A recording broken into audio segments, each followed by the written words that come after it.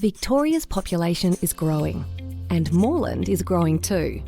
It's estimated that the Melbourne area will grow from 5 to 8 million people in the next few decades. They need to live somewhere. Some will choose to live here in Moreland. It's a great place to live. Moreland Council knows the challenges and opportunities that this increase in population brings. With 43,000 more people living here by 2036, there are important things to consider, plan for and act on. Things like housing, transport, our open spaces and managing the impacts of construction activity. 43,000 new people, or around 18,000 new households, means taller buildings or more buildings on existing blocks. This is not what many of us are used to, but lifestyles are changing and we need to adapt. We want to encourage these taller buildings to be located near public transport routes and where daily needs like shopping and community services are just a walk away. This way, more people won't mean lots more traffic and congestion. More flexible use of our industrial land can help too. Some land can change to accommodate new work and local jobs, and some can provide housing for more people. We are also looking at ways that some housing can remain more affordable. Council is actively buying property to improve and purchase new parks and open spaces for all residents to enjoy. This is about thoughtful planning for a great future for everyone. The things we love, the vibrant and thriving shopping areas, our great heritage areas, will still be here. But changes need to happen. We want to make sure that any development is of high quality and improves livability. So we're making decisions based on research, data, world's best practice and consultation with the community. Together, we can continue to make Moreland a great place to live for our long-term residents, our new arrivals and for those who'd like to live here in the future. Moreland, one community, proudly diverse.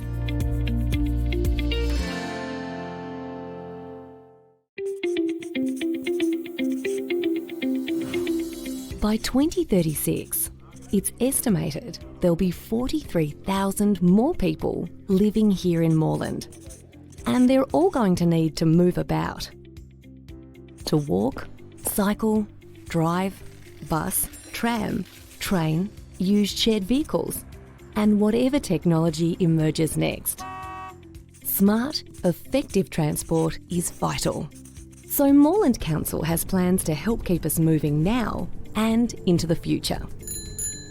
Our road network is already congested and more cars will only make that worse. We need to limit the number of additional cars travelling and parking around our city if we want to keep our quality of life or make it better. Building wider or more roads as the world's oldest living culture. Members of the gallery, please note this council meeting is being recorded and web streamed live to council's website and Facebook. This recording will also be available as video on demand. Gallery attendees are advised that they will be recorded during the meeting. Councillors are reminded that in line with the adopted councillor conduct principles as outlined in the Councillor Code of Conduct, councillors should ensure that they conduct themselves in the meeting with integrity, impartially exercise their responsibilities in the interest of the local community, and not improperly seek to confer or advantage any person. This behaviour will support principles for leadership and good governance that secures public confidence in the office of councillor. Members of the gallery, in the event of an emergency or disruption, we may be required to take action to ensure the safety of attendees. Please follow the directions issued by council staff and security officers. I thank you for your understanding and cooperation. Councillors and officers in attendance. I'd like to introduce the other councillors in attendance tonight. Councillor Sue Bolton. Councillor Jess Dorney. Evening. The Deputy Mayor, Councillor Mark Riley. Good evening. Councillor Ali O'Farnley. Evening, everyone. Councillor John Kavanagh. Good evening. And Councillor Dale Martin.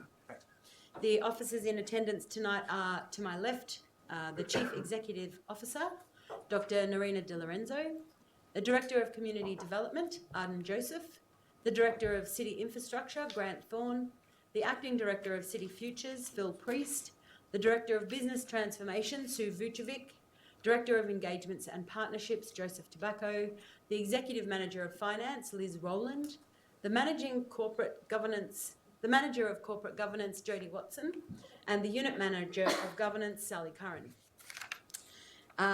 Councillors, I note that we have several councillors on leave of absence from the meeting this evening. Councillor Anna-Olivia Carley-Hannon is on leave of absence from the 11th of April to the 12th of August. Councillor Davidson is on leave of absence from the 19th of June to the 31st of July. Councillor Tapanos is on leave of absence from the 17th of June to the 30th of July. And Councillor Yildiz is on leave of absence from the 5th of July to the 21st of July. Councillors, there are no apologies because we've covered everyone. So, councillors, are there any further requests for leave of absence? No. Okay, so I'll move on to the disclosure of interests and conflicts of interest. Councillors, are there any interests or conflicts of interest to declare? Yes. Yep. Councillor Dorney? I intend to declare a conflict of interest on item DP 619, expression of interest 420 Victoria Street, Brunswick. Recommendations. Thank you. So immediately before we can, no other conflicts? No. So councillor, immediately before we consider this item, I'll ask you to provide details of the type and nature of that conflict of interest. I'll then ask you to leave the chamber before the item is moved and to return after the item has been considered and voted on. So I'll now move to the confirmation of minutes of previous meetings. Councillors, could I please have a motion for the confirmation of the minutes of the council meeting held on the 12th and 24th of June? Councillor Riley and Councillor Kavanagh. Is there any debate on this item? I'll put that to the vote. All those in favour? Against? I declare that the minutes carried. Confirmed, sorry. Councillors, now that we've confirmed the minutes, and as we do not have any special committees, we'll move on to petitions. So, councillors, there are no petitions on tonight's agenda. So, do we have any petitions to be tabled on behalf of residents? No. And I'll just ask, are there any members of the gallery that have any petitions that would like to table this evening? No. Okay, so if there are no more petitions, as there are no petitions, and before we move into public question time, councillors, we have received a letter of thanks and recognition for the CEO who is attending her last council meeting in that role this evening. So, councillors, could I have a mover to suspend standing orders in order that I might read the letter for inclusion in tonight's minutes? Councillor Kavanagh? Councillor Martin? So, all those in favour of suspending standard orders and against? So I declare that carried. So the standing orders were suspended at 7:28. Now, I'd like to acknowledge that Jennifer Jacob contacted me through the week, and I won't read the whole letter out, but I just wanted to highlight that what I've been asked to do as the Mayor of the City in relation to Dr. Di Lorenzo's tenure as our CEO and for several years before that in her role as the Director for City Infrastructure, is that I note her outstanding contribution to the community, that I record our sadness at her departure and wish her all the best in her new role with her new employer.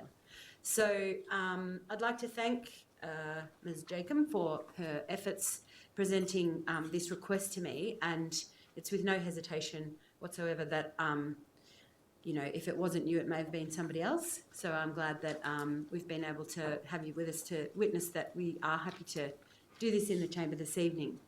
I'd like to also invite other councillors to comment on the CEO's tenure and or departure, but this is entirely optional. Some of us would prefer to do this in a private setting. So is there anyone that would like to say anything this evening? Councillor Kavanagh, I was relying on you. No, actually, I wasn't expecting it, but I just want to say I was privileged that when Narina first came to Moreland, she was the Director of City Infrastructure and I was the portfolio councillor for City Infrastructure. So we worked closely for a number of years in that role. And then she went off to the great city of Wyndon for a while and then came back, saw the light and came back to Moreland as the CEO. And it's been a pleasure working with her for that period of time. Fortunate one of the years that she's been CEO, I was the mayor for that year, and it was a great year together. Really enjoyed her insights on so many different things, her passion, her intuitiveness for improvement in the city, etc.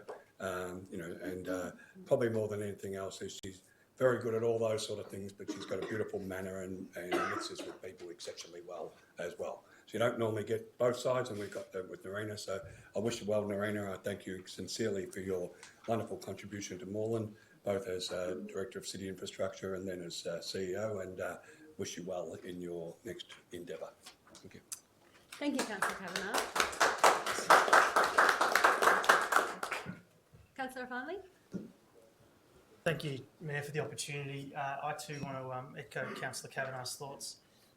Coincidentally, today I was talking to someone at work about some of the leaders we've worked with in the past, and Nerina was literally the first person that came to mind for me, and I've worked with a number of leaders. And in a way, it's a little different because if you think about it in this organisation, in the context of this organisation, we're technically, the board of directors, and the CEO is accountable to the board of directors. But I've always looked at you as my leader, if that makes sense. I've felt that the mark of a great leader is a legacy that they leave behind, and what I see that's being left behind is a really committed and engaged leadership team. I'm seeing someone that's actually tackled the really big challenges. When we've pushed, you've responded and tackled those big challenges, and someone that is really resilient, strong, empathetic in the manner in which you engage with not only us but also the community and the entire organisation. So it's been a real privilege working with you, and I wish you all the best. Thank you, Councillor Farnley. Councillor Riley? Oh, I can't resist. Sorry.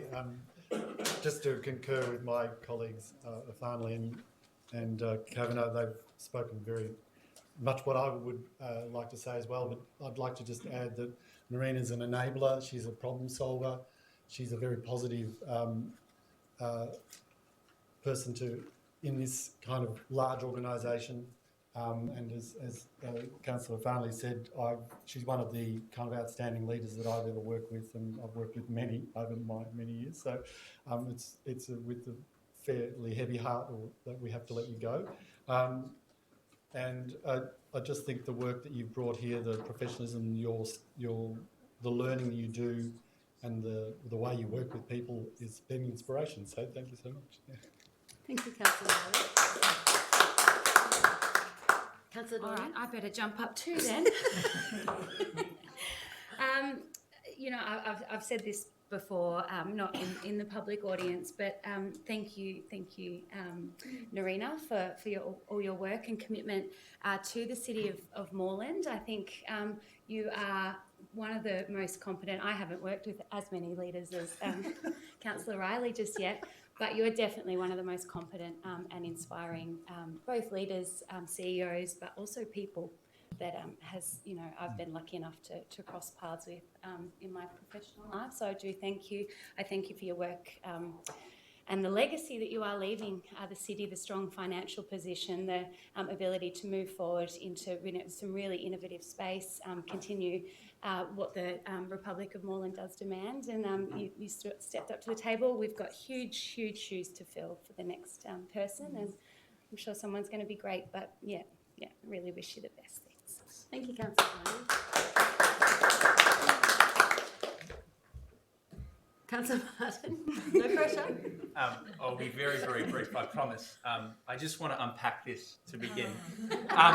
No, I genuinely mean it when I say I've never worked with a CEO with the same level of professionalism, the level of just the nous and tenacity that Nerina has approached this role.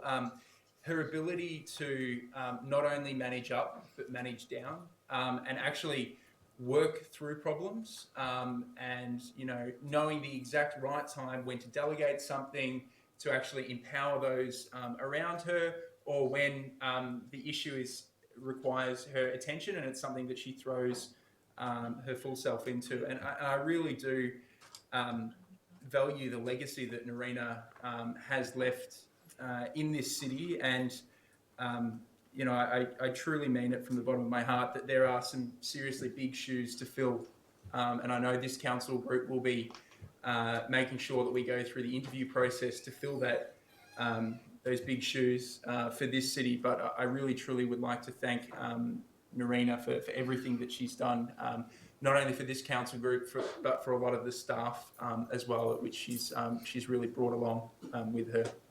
Thank you.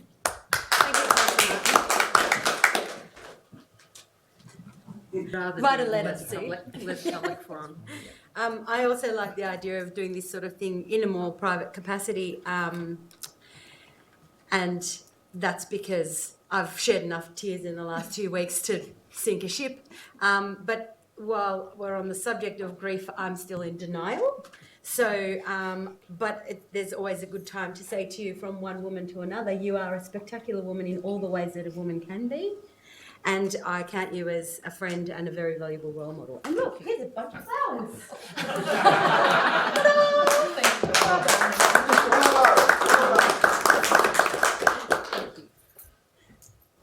You can do whatever you like with that. Okay, so... Thank you. Seeing as you've moved suspension of standing orders, I wonder if I could make a contribution as a next mayor of this city. Okay, the only problem I have with that is that I've already been asked by somebody else and I said only if you can put it in the form of a question. So, but I feel like I couldn't say no. So with your consent, do you think that's okay? Please come to the podium. We'll resume standing orders momentarily. Thank you, Mayor. Mayor and councillors, and particularly Nerina as the CEO, on behalf of the community, I'd like to concur with the letter from Jennifer, but also on my own behalf, thank you for your outstanding contribution to this city. And I think in terms of how much you've done to improve the financial side of the city, but also the question of open space and other issues which have been dealt with. You've built on so many things and you've achieved so much. And I think that, and as a woman and as an engineer, we have a great deal to be thankful for. But your contribution has been outstanding, and on behalf of the community, I wish you well for the future, for a job well done. Thank you. Well done. So, I guess, I might ask for a motion to resume standing orders. Councillor Riley is so keen to get back into it, and Councillor Kavanagh will second. So I'll put that to the vote. All those in favour? Against? Declare that carried. So the standing orders were resumed at 7:37. Public question time. This is an opportunity for 30 minutes for people to raise questions with councillors. I would like to outline the process. Please note that if your question relates to a matter on any of the reports, this is the time to raise that question with us. Questions can also be submitted online prior to the meeting. A maximum of 2 questions is allowed per person, and questions that relate to a matter listed in the agenda will be dealt with first. When I invite you, you or your representative must ask the question without taking longer than 2 minutes. I will ring a bell at 1 minute and 45 seconds, which means you have 15 seconds to complete your question. If you have submitted a second question, it may, at my discretion, be deferred until all other persons who have submitted questions have asked their first question, and or not be asked if the time allotted for public question time has expired. A maximum of 3 questions will be heard on any one subject, and we will proceed to the next topic. And if time allows, return to the previous topic. Either myself or another councillor will answer your question, or I will ask the Chief Executive Officer to either provide a response or refer it to another council officer. As detailed in the Meeting Procedure Local Law Section 3517, as chairperson, I have the right to disallow certain questions if they are defamatory, indecent, abusive, offensive, irrelevant, trivial, or objectionable in language or substance. If a response to your question is provided at tonight's meeting, there will be no further formal response. However, Council will action any commitments made in answering the question. Question time can only be extended for one 30-minute period and only for the purpose of responding to questions that are related to matters listed on this evening's agenda. If your question cannot be answered, it will be taken on notice and responded to between now and the next Council meeting and reported in the Governance Report. We have 30 minutes and I want to make sure we hear all the questions, so I request that councillors who answer address each question succinctly. The commencement time will be 7:40. Councillors, the 30 minutes of question. Oh, don't have to read that yet. Just have to go to the questions. Sorry. We've got 6 on Alex up here. Yes. The first one is baby at home. Yes. Okay. So we have 6 questions related to the Alex RP, and I've got Vanessa who has a baby at home. If you want to squeeze your way through and get to your question. Thank you. Hello, how's it going? My name is Vanessa.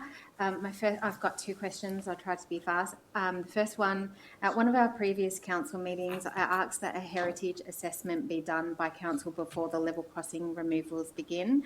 Back then I was told that the assessment would be done by LXRP. However, the level crossing removal project have been mandated to get this project done fast, not right.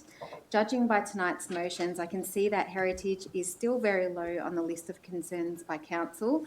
When I speak about heritage, I'm not only talking about the heritage train stations, I'm talking about the signal buildings, the signals, the gates, gatekeeper cabins, substations, and the whole look and feel of the area.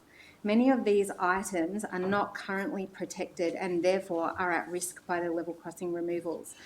Not having the designs is not an excuse for not engaging the Victorian Design Review panel now. I ask that at this meeting that the council not delay in writing a letter to the VDRP for an independent review of the level crossing removal project designs and include heritage as a major factor in the designs. After all, this is a state-listed heritage precinct. The Victorian Design Review panel can then get the designs directly from the level crossing removal project, and this opportunity should not be missed. Thank you, Vanessa. So I'm just wanting to know, can you write a letter in advance of receiving the designs rather than waiting for the designs being made available from the LXRP? Thank you. Vanessa, I can confirm that council has contacted the the Office of the Victorian Government Architect in relation to the VDRP referral process. So we have made those connections with the department already. The challenge we have at the moment, which you've already articulated, is we don't have those plans at this current point in time. So they do understand that council has flagged its intention to do so. There's also a notice of motion in the council agenda this evening, which speaks to this item as well. Yeah. Okay, thank you. The second question I have is, my home is located right across from Moreland train station and I have 3 young children. I'm really concerned about the 3-month 24/7 construction blitz which is about to occur. I also understand that there will be months of construction before and after that 3-month blitz. I see that council is intending on freely removing, or maybe I misread it, removing all parking restrictions for construction at the affected areas. But how will I be able to park my 1 family car near my home, get my 3 young children safely to and from the car and be able to sleep in my own home?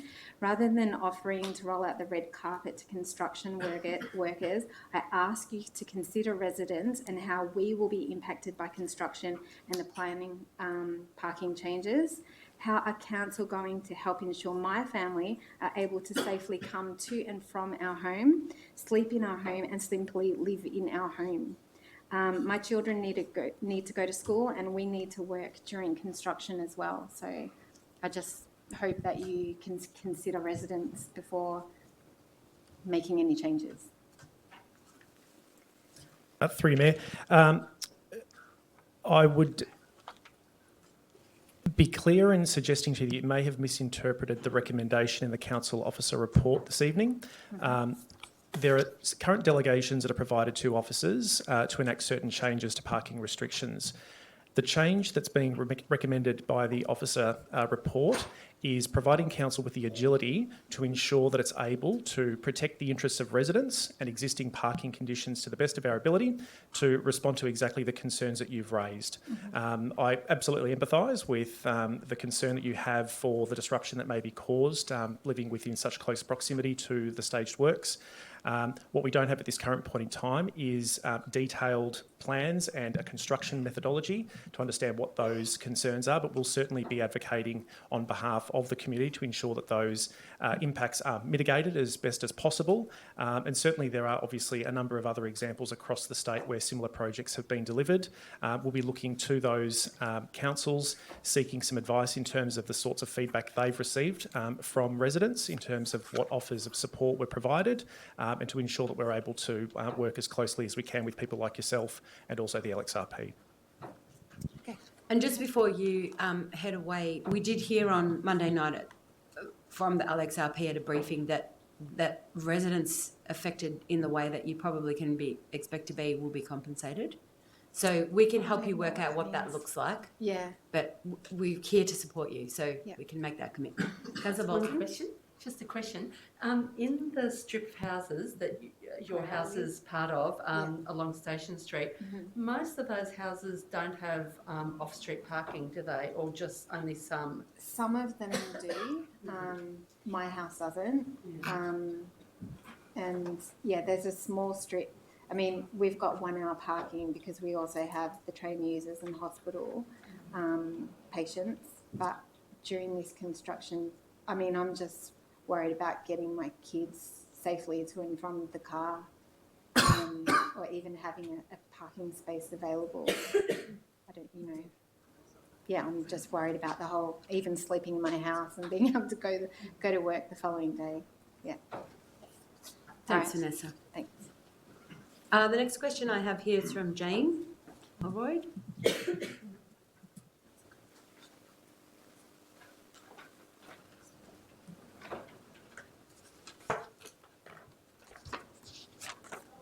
Hi.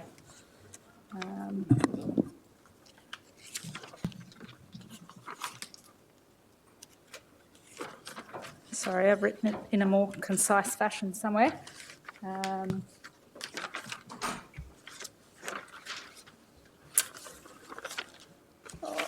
it is. My question is on behalf of the Upfield Corridor Coalition, one of the groups eligible for the $30,000 of funding that you recently made available. The question is whether Council can release some of the funds prior to the establishment of the formal establishment of the Community Reference Group, as we'd like to use some of these funds to assist us in organising, publicising and staging a community meeting on Sunday, July the 28th. And I just wanted to add a comment also quickly that obviously the level crossing removals are going to be a massive project and are going to have changed the way that residents move and enjoy living in Moreland. And we, the members of the Upfield Corridor Coalition, who represent a lot of different interests and passions, do understand that the Victorian Government is holding most of the cards in this project. But one really strong card that we, the residents, hold is the ability to vote this government out if they don't do a good job. And these funds in this meeting will really help us amplify our voices and the pressure that they do the best job possible for active transport, heritage, residential amenity and safety, open space, urban forest and parkland, and public transport use, which are the 5 areas that our group is representing. So that was the first question. So I'm going to ask Joseph to answer that because he's done an incredible amount of work to resolve this particular issue today. Okay, hi. Hello, Jane. I can confirm that I've been in touch with some of your colleagues through the Upfield Corridor Coalition. There is a report being considered by Council tonight, which includes the adoption of some terms of reference and some funding guidelines. As a statutory body, I would hope you'd appreciate that the issuing of funds needs to be heavily considered through governance principles, and so that's what the terms of reference and the funding guidelines provide for Council this evening. In terms of what we've been doing in the interim, understanding the pressures and the timelines in terms of how they're compressing, and the 28th of July is when the Town Hall meeting is scheduled. We've worked with some representatives from your group to apply for a quick response grant through council. That was received today. It has been processed, so we're in the administrative aspects of making sure that we can release some funds, which will hopefully expedite the printing of materials to advertise the forthcoming workshop. Okay, thanks. Second question is just related to advocacy around the level crossing removal, specifically in relation to established trees, as I'm part of the group largely because I'm a member of the Upfield Urban Forest that's been planting along the train line for several years. We'd just like to know whether council has done its own valuation and assessment of the value and significance of the trees along the affected tract of the Upfield train line, particularly the trees around Coburg Station, just south of it, around Victoria Street, and at Gandolfo Gardens. And if so, can you please release this information to us, which will assist us in our advocacy going forward with the trees, particularly at Gandolfo Gardens, such an established park that council has been caring for decades. We don't obviously know which trees are in the firing line at the moment, but knowing their monetary value to council would help us in our advocacy. Thank you, Jane. Through you, Mayor, thank you for the question. There are a number of things that have transpired only in the very last short while. In fact, as early as midday today, the Victorian Government, through the LXRP website, are calling for public submissions in relation to the incorporated document, which forms a part of the planning scheme amendment process. You'll be pleased to note that within that incorporated document in its current draft form, there are references to the fact that an environmental management strategy needs to be prepared. Can I just interrupt? Because they did they put it out for public consultation last August. That's so why correct. are they doing it again now? Okay, so there have been changes to the precinct in which, I guess, the areas which are impacted by the project now that further information obviously has materialised through their own planning processes. So it is opened, as I understand, through to, bear with me, I have the dates here, through to the 2nd of August. I'd highly encourage you to visit the website and to provide further feedback around some of those provisions that are within the planning scheme amendment. There's also specific conditions where the LXRP will be required to consult back with council around issues of heritage and also specifically Gandolfo Gardens and obviously vegetation as well. So I'd encourage you to visit the website and further information will be provided there. Mm-hmm. Okay, Thank you. thanks. And just, we heard on Monday, Councillor Bolton asked about the trees near Coburg Station. And so we do know that the LXRP are aware of those other trees and not just specifically the trees at Gandolfo Gardens. And we did ask to see a copy of their arborist report as well when they do that work. So I think that will also be important to include, that we're seeing what they're getting, the information they're getting. Mm-hmm. Thank you. Mick James.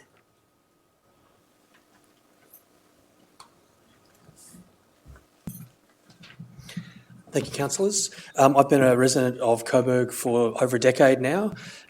Some 9 years ago, I wrote to Councillor Kavanagh when he was mayor, and he responded proactively and organised a meeting for the residents of the street I live in, Railway Place, Coburg. We were deeply concerned about the amenity of our area and that we felt let down by the council in the state that we were living in. He moved quickly to organise meetings with the council. Over 3 years, there was a lot of planning and a lot of discussion around improving the street, inserting a bike path where it's missing in the Upfield line. After that 3 years of work, and I think north of $60,000 was spent by the council on that planning, the council went quiet and residents heard nothing for a period of probably 12 months. Eventually, a persistent resident was advised by someone working at council that because the council knew that Skyrail was coming, they'd abandoned the plan. The council's let the residents of Railway Place down twice before now. We are deeply worried about what's going to happen with the Skyrail. Many of us accept that it's going to happen, but I want to know what council's going to do to ensure that our amenity is protected, that the planning that was done 3 or 4 years ago is incorporated into what happens when this project is finished, and that the people who live along this corridor, as the first questioner tonight was asking, that council can proactively seek information for us. We still don't know what the impact is going to be.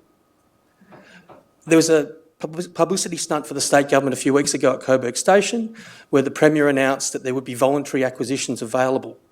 To who? When? How? People who live in my street are now confronted with the possibility of potentially having to sell our homes to the government, but no one's communicated anything to us other than reading it in the newspaper.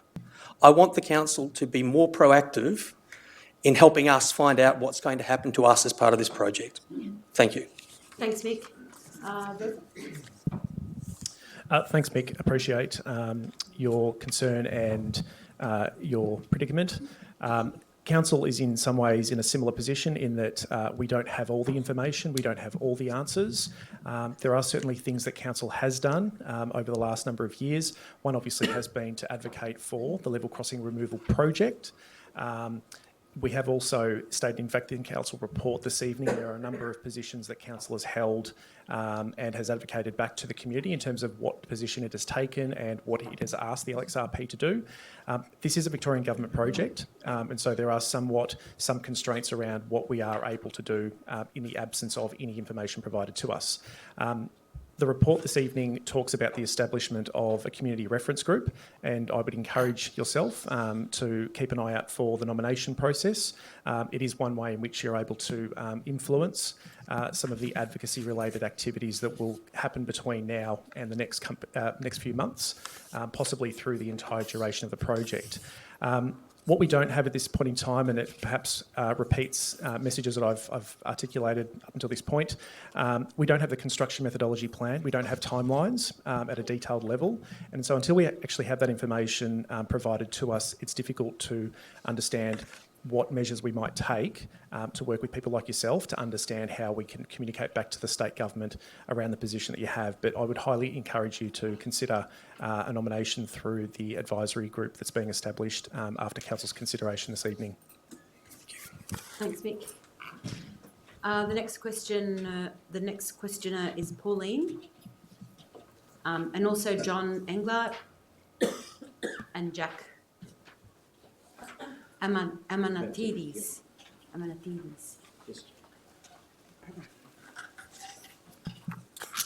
Hello, my name's Pauline Galvin. I'm a member of a number of community groups, Moreland Community Action on Transport as part of the Upfield Transport Corridor Coalition.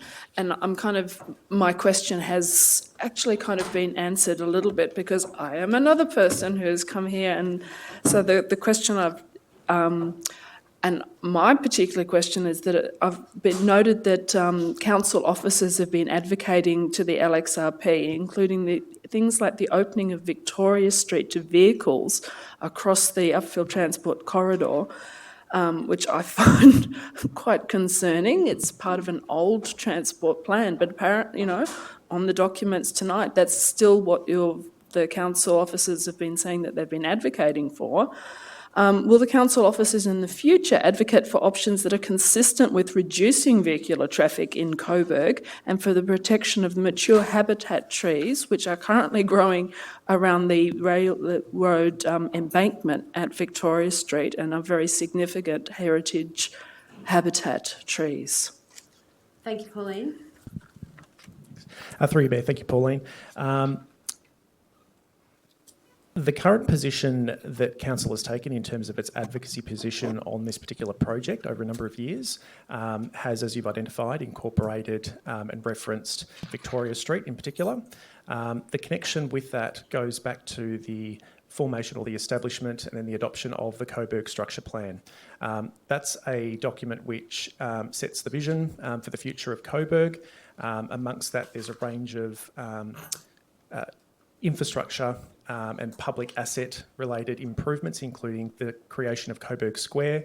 As a result of some of these new spaces that are envisaged, what is anticipated is that there will be the need to consider movement through the activity centre. So that might entail some roads potentially ceasing to exist and turning into something else, and then obviously facilitating other access points through the activity centre. So Council's position does come from a policy perspective, but to answer your question, what we haven't seen from the LXRP at this point in time is detailed plans or concept plans that actually, whether or not that has been reflected in what's being proposed by the state government. So until that point, there still is an opportunity for us to have a conversation with the community and understand what levels of influence Council has, along with the community, to shape the outcome that the community are most obviously interested in wanting to achieve. Yeah, because the documents that the council has put out with their vision document of what it looks like, there's not only is Victoria Street open to vehicular traffic, it looks like there's a whole new road where currently the upfield bike path is. It's quite disturbing, shall we say. Okay, So I just take your point. understand. What I would recommend, if you haven't already, if you visit our website and search for the Coburg Initiative, you'll find that there's a number of documents that talk about council and the community's aspirations and the work that's happening in that particular space at this point in time. I also have an officer here in the gallery, I understand, or maybe just out in the foyer, Richard Tolliday, who'd be more than happy to signpost those documents and provide some further information by way of background if that's helpful. Right, thank you. Thanks, Pauline. Thank you. Thanks, John. Hi, John Englert here. I'm also here in my capacity as the Upfield Corridor Coalition, concerned about the level crossing removal, but also in capacity as coordinator of the Extend the Upfield Bike Path to Upfield. I'd like to see major improvements to the Upfield Bike Path, including a veloway. I understand the Upfield Bike Path is going to be closed during construction, so I'd like to see a major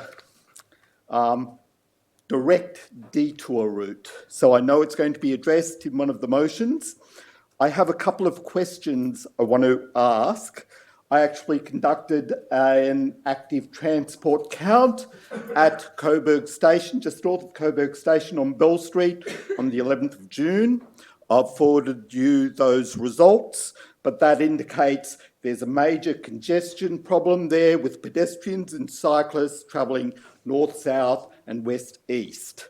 So, and I don't think that's been factored into the LXRP plans or what data I have seen from them. So my questions to you are, what active transport data has been shared with LXRP? And the second question is, what active transport data has LXRP shared with Council? Thank you, John. Thank you, John. Through you, Mayor. In relation to your last question, the answer is I don't believe we've received any information from the LXRP. In relation to your first question, bicycle counts have been provided by Council to the LXRP very early on through the planning phase. I might take the balance of the question on notice and just understand with the officers what other information or data has been provided and perhaps come back to you via email or in a written letter. Okay, thank you. And just briefly, as an active, engaged citizen, I'd like to thank Nerina for encouraging my engagement in council policy process over the last few years. Thank you. Thanks, John. Thank you, John. Jack, your question needs to read like a question. Yes. Because what I have here is more of a statement. Yes. With an exclamation mark. Yes. Very well said then, Thank you, Jack. Mrs. Wood. Good evening to the gallery and to the councillors. I'll see if I can put it into a question. Good. But I'm here as a capacity of a resident of Moreland for over 31 years. I've seen a lot of changes in the municipality. But I'm here as a concerned resident this time around because what's coming our way is a train at full speed, and I had heard a few words about legacy today. So I'm going to use that a lot, and I'm going to use the word fight as well, legacy and fight. This is a legacy project. It's worth nearly $500 million. $500 million. $500 million is going to come through this municipality. So in one of the UCC meetings, I prefaced it by saying that if our Prime Minister believes in miracles, then I believe in miracles as well. So my miracle is that every councillor here actually fights to make sure that all our 5 goals, UCC goals, in terms of heritage, environment, active transport, integrated transport, and the public realm is actually, I'm not going to say 100%, but as best as we can, that we achieve those goals for the community. It's very important that, sorry I couldn't put into a question, but in the Age, it said Melbourne councils join forces to fight the Northeastern Link, and he's got 3 mayors here in the Eastern Corridor, and he says Banyule Mayor, Wayne Phillips, Burundara Mayor, Jane Addis, and Whitehorse Mayor, Bill Bennett, are united in the opposition to the Northeast Link in its current form. So we have to fight. The word is fight. We have to fight. So we make sure that our 5 objectives are met. So what I ask from the council today is for us to fight and be united, and we need to step up. We need to step up the fight, because what is coming our way is, at the moment, it's a sham consultation process. We don't, even the council officers at the back do not know what the hell is going on. Jack? So the question is, the question is, I'd like my council, because they're leading the community, to step up the fight and be the leaders on this project. We need to fight because it's coming. And don't say why, where were we? We can't have anyone in hiding on this project. Okay, So- I've got to call time. Are you asking us if we will fight? Yes. Okay, councillors, will you fight? Yeah. Councillor Bolton, I know you'll Can I fight. say something? Yes, Can I please say? do. Totally agree with you. I basically think the whole community, and Moreland has been led along by the nose by the LXRP. I think they've really tried, I totally agree, it's been sham consultations, especially the very first one where people were letterboxed after the consultation meetings had happened. And I think we need, I think now that the community is getting organised, I also think council's starting to take stronger positions. And I think we absolutely do need to fight, because there are a whole lot of different aspects of this project that are really questionable. And I think LXOP hasn't been put under enough pressure to really cough up. Even on the question of the fact that really, just one element of the whole thing is that once the boom gates are gone, basically pedestrians and cyclists there'll be a logjam at each intersection, and people will do risky things to catch the trains. So, none of that has been addressed. That's just one of many things. Thank you, Councillor Bolton. Are there any other councillors that would like to respond to Jack? I just want to say a final statement. This is a legacy project. Yes, we understand. And I can't allow you to keep going because I have other questions yes, that are related I to know, other but I items. just want to emphasise And how I know how much important you this like to talk, project Jack. is to the community. Thank you. I understand your passion and we are right behind you. The next question I have is from Beth Scott. Beth, still here? Yep.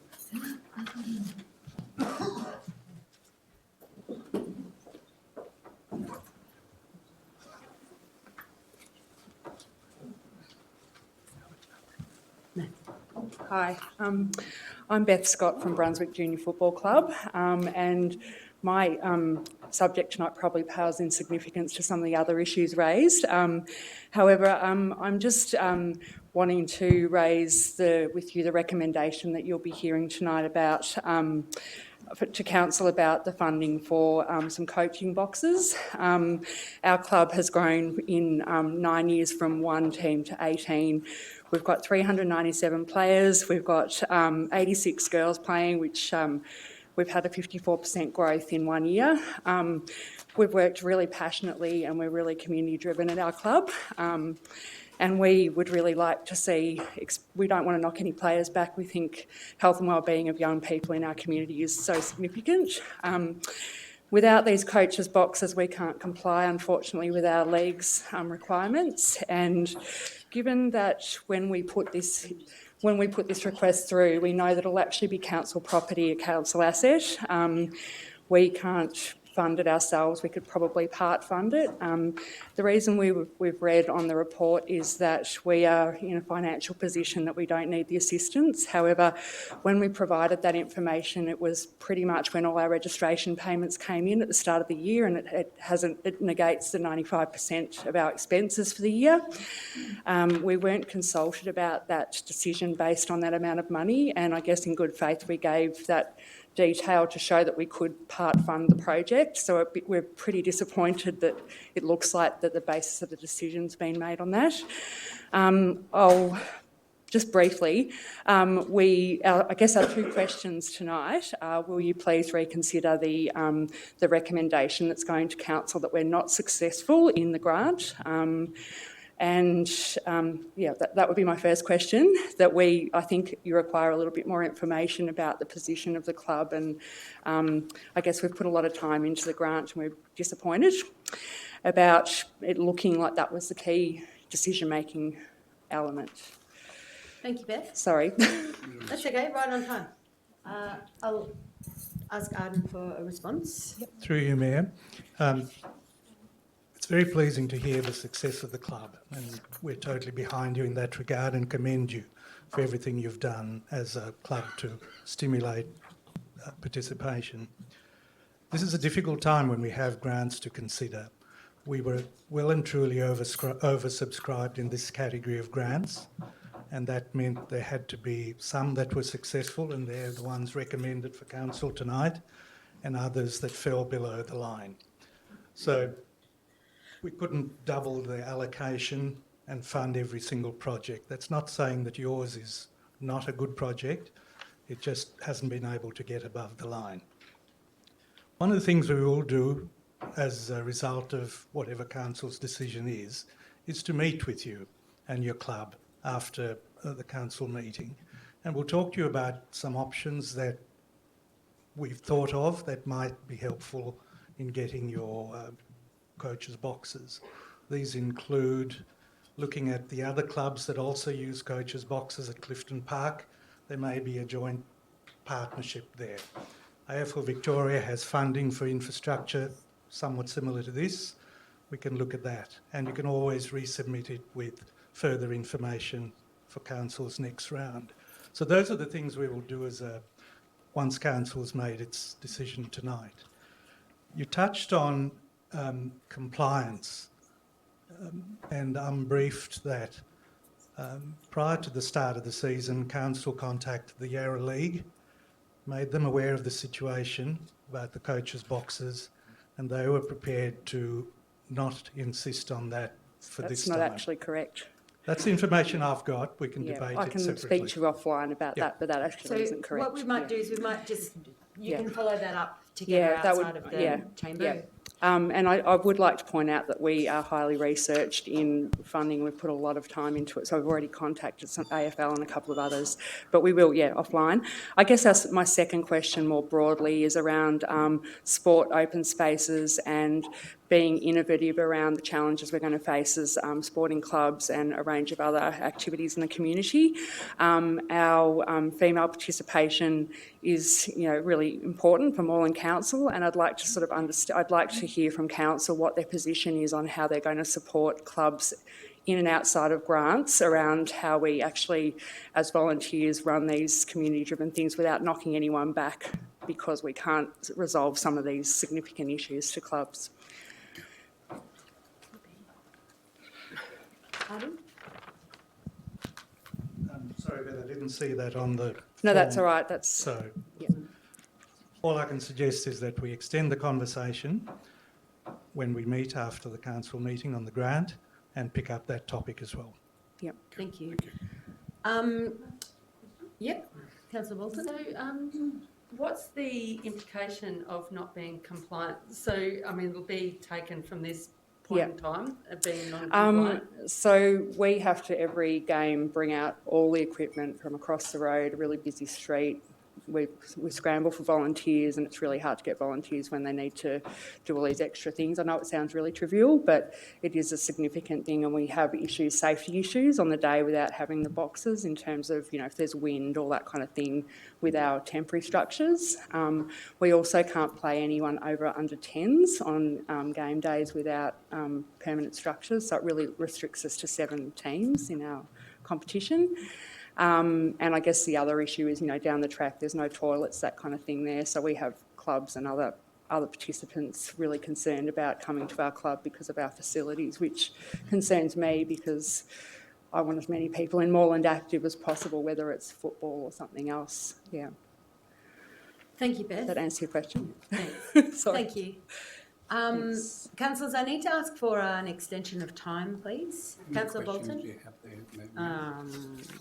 3. Happy to extend for the 3 questions that have been written. Yeah, I had Councillor Bolton and then Councillor Kavanagh as a second. Half an hour, if need be. We only have 3 questions. Yeah. Thank you. So I'll put that to the vote. All those in favour? Against? Declare that carried. Will Wyatt? Will? Mayor, do you mind if Christy Lee Tyrrell goes first? She's got her child here. No. No. Been there, totally get it. Come on up, Christy. She's still awake. Hi, I'm Christy Lee Tyrrell. I'm a West Brunswick resident. I've lived there for a long time now. My first question tonight is, we're aware that there's been an improvement to the quality of service delivery within the waste services over the last 12-month period. There's been a reduction by up to 50% of resident complaints. On this basis, why is the council looking at jeopardising this by potentially outsourcing these services? Thank you.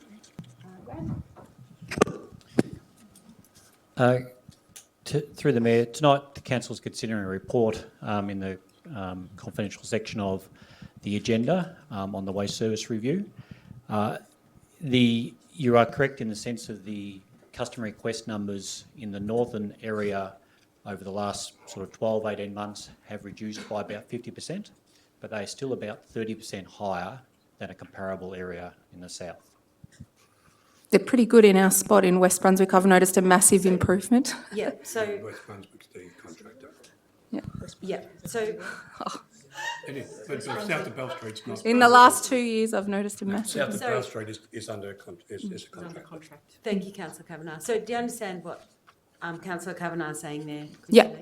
Yeah, I understand. So the contracted side of the city is what you're referring to? Yeah, it's West Brunswick, yeah.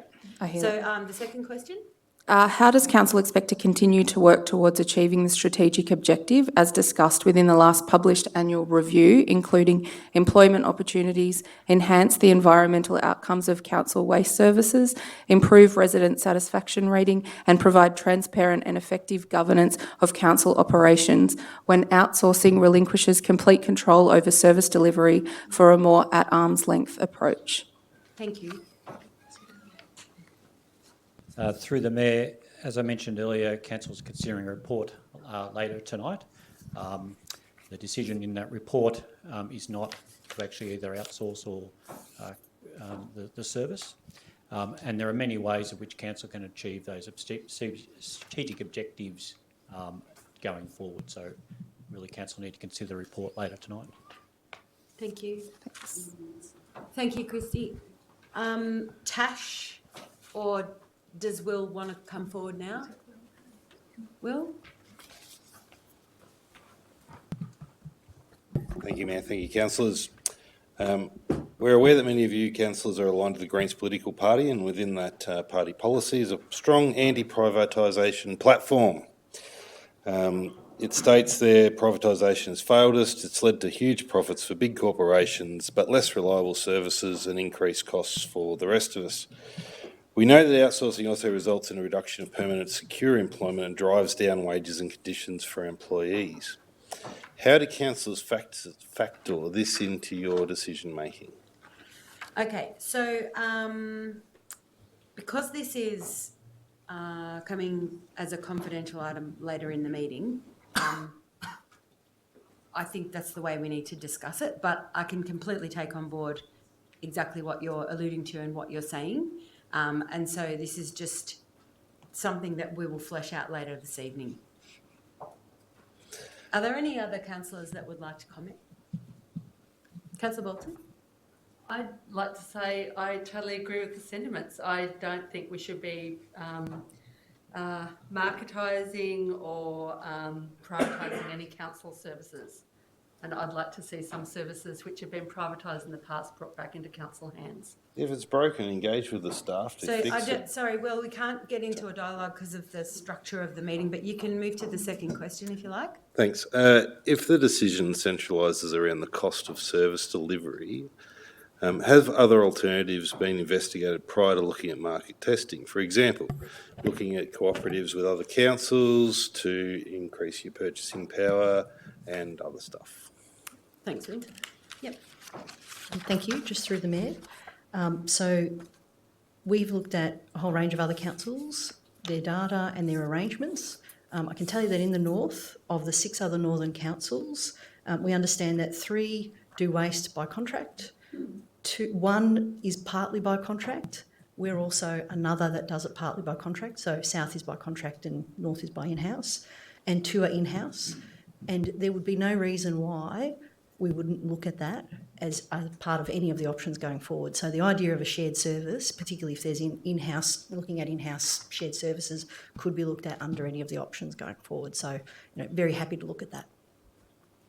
Thank you. Tash?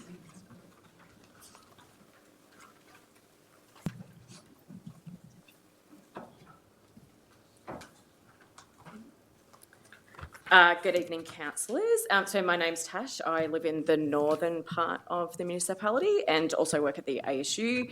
As you'll see in front of you, my questions come from more of a union perspective. Obviously, I have a vested interest in this as a Fawkner resident and ratepayer, though. So I guess we want to be really clear that the report that you're all going to see tonight was supposed to be provided to the union. We represent the workers in times of change, and particularly times of change that threaten their job security. So that report was supposed to be provided to the ASU.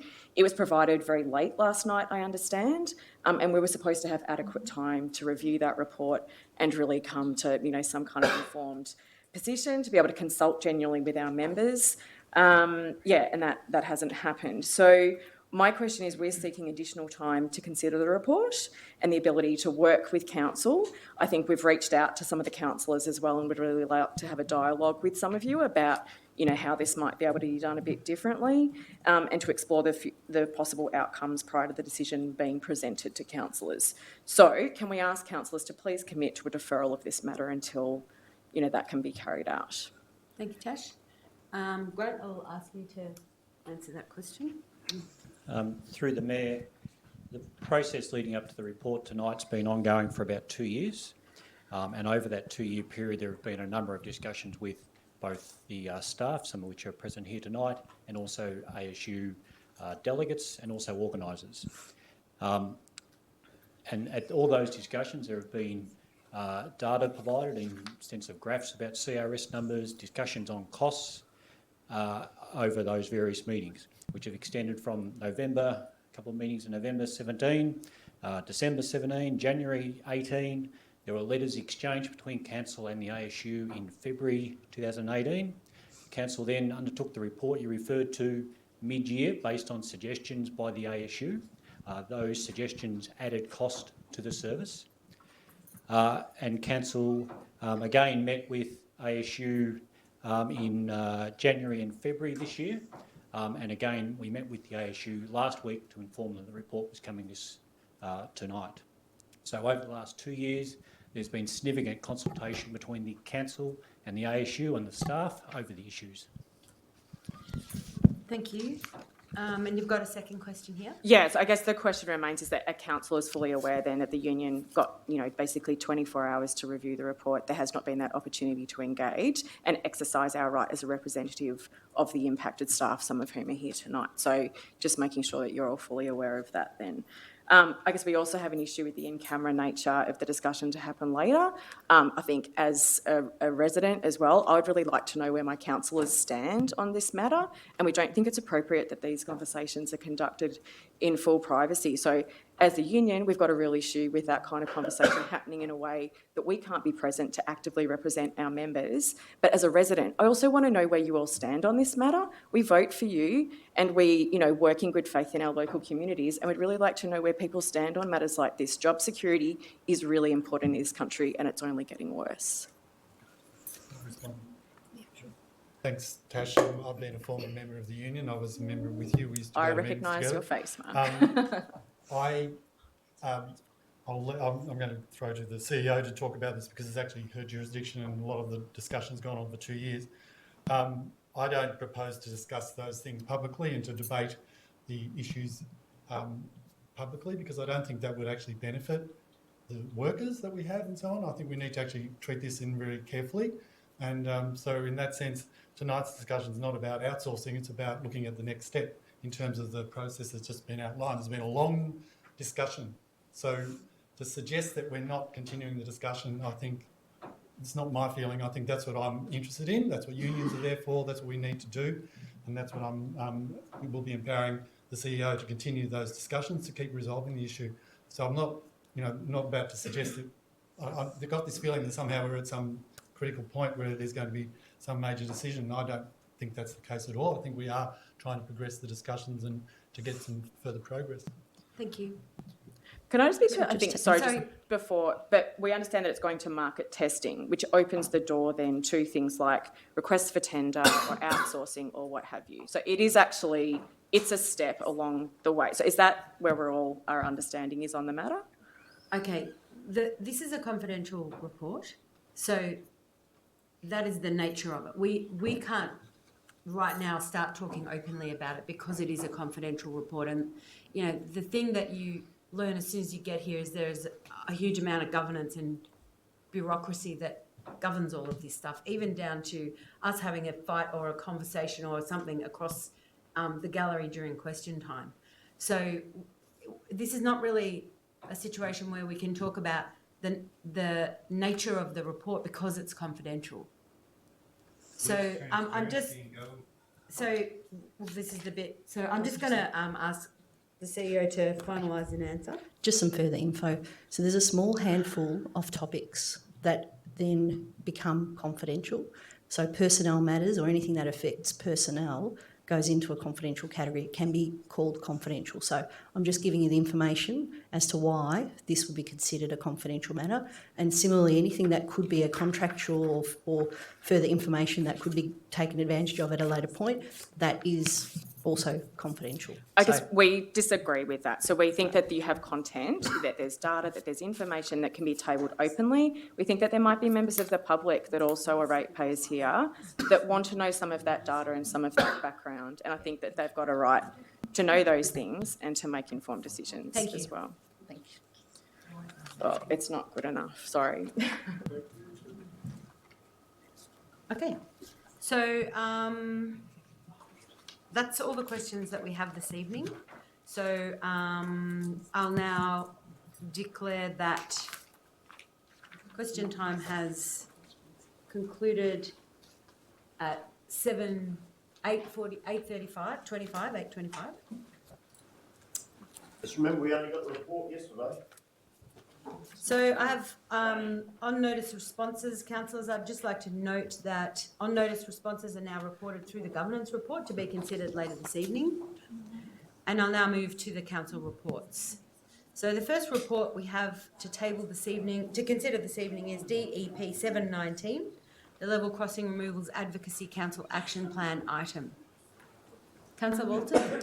I'll move this item with some amendments and including for the people taking minutes, all of the amendments that Joseph Tobacco sent through, which includes mine and a couple of others. For people who might have read this resolution around the level crossings at home, I won't go through the whole thing. I'll just go through some of the changes I'm proposing. One is to acknowledge in one of the points that the Upfield railway line precinct is listed on the Victorian Heritage Database as being historically, architecturally, scientifically and socially important to the state of Victoria. I believe it's the only line that is heritage listed in Melbourne. There might be a second one, but I think it is the only line because it is important for, historically for, a range of reasons. Then I'm proposing a new point 10, which would be, which was basically acknowledgement that the community groups are working at a very urgent pace because the LXRP is working at a very urgent pace. And the community is worried that Moreland is missing the boat on any kind of influence of this project. For this reason, the Upfield Corridor Coalition has organised a public meeting on July the 28th. So this motion is talking about expediting... Councillor Bolton, can I just get you to read them and then we'll get a seconder and then you can debate them? Okay. Yeah. Is it all 5 that were circulated earlier, Councillor Bolton? Yeah. Yeah, so I'm happy to second that. Oh, okay. Sorry. Yeah. Okay, so so that point was about expediting the funding for some of the community groups that have got expenditure coming up. In the lead up to that public meeting, so that public meeting can be, fully informative of the community with visualised designs which can be produced for the meetings. Also a renumbered point 11, and this is about the makeup of the community reference group, which includes inviting some extra groups beyond the groups that are listed in the council agenda. So it includes inviting the Coburg Historical Society for the reason that there needs to be a body on this body that's got a heritage focus. The Shirley Robertson Children's Centre, which is very affected by this project, and a local disability advocacy group to participate. Also, it talks about an amendment to some wording in the terms of reference. So I haven't got the wording right in front of me, where it talks about members, members of the group, the community reference group, notifying the community and championing the decisions or agreement that have been made amongst the group members. And I'm just wanting to remove the word championing. We don't have to demand of people who put their hands up of this group to championing. We just want them to be able to report accurately back to their communities. Then there are another couple of, I haven't got the file closed of the... It's on the board, Sue. On the board. I think most of the other amendments are very tiny, tiny amendments to the terms of reference, so I probably won't go through those. In speaking to this motion, I think as the community's got more active around this project, I think people have realised this is going ahead and the community is being left behind. The LXRP isn't necessarily taking on board, or hasn't been taking on board to date, a whole range of issues of people's amenity, their heritage, the cycling, pedestrian issues, especially once the boom gates are removed. And there have been some quite loud calls from members of the community to take up these issues. It seems that the Level Crossing Authority is only interested in the next phase of consultation as being about the open space, but there's a lot more to this project than just the open space. That's time up. Yes, yeah, I might just end on this. Even things like the design of the station, there seems to be an understanding of LXRP that maybe that's something the government makes a decision about, not without community input. So I think, council needs to support the community as much as possible to agitate and put pressure on LXRP to listen to the various community demands. Thank you. Councillor Martin. Yeah, thank you. So I thank Councillor Bolton for bringing the first few amendments on. I just wanted to confirm with officers that we have also moved the amendments regarding the Glenroy line Yes, yes. I as didn't well. have them in front of me, So they're all in there as well. So it was all 5, Yeah. including, so that was as part of writing a letter to the Transport Minister. Yes, so those Yes, that two. should be there. Yep, just wanted to clear. And I also wanted to clarify that the on page 17 under membership, we're not just referring to level crossing removals in Moreland, but we're also referring to level crossing removals. So we've removed that Moreland. Yes, we have there. Thank you. So I just wanted to highlight that, everyone's sort of heard this tonight. We are residents of Moreland, and we are getting about as much information as everyone else, and we are doing everything that we can to do that. I think it's also really important to know that if you are only getting one councillor attend or 2 councillors attend, we all have different portfolios, we all attend different things, and we're all very much following this, and we are all really united. As you can see from the agenda tonight, there's probably half of the agenda is relating to the LXRP and the level crossing removals. I think the first couple of additional points that Councillor Bolton has added really just reinforce what we already agreed to last week, or last council meeting. So that is really just emphasising that those functions are available. One of the things that we wanted to do is noting that the state government announced Glenroy level crossing as well recently.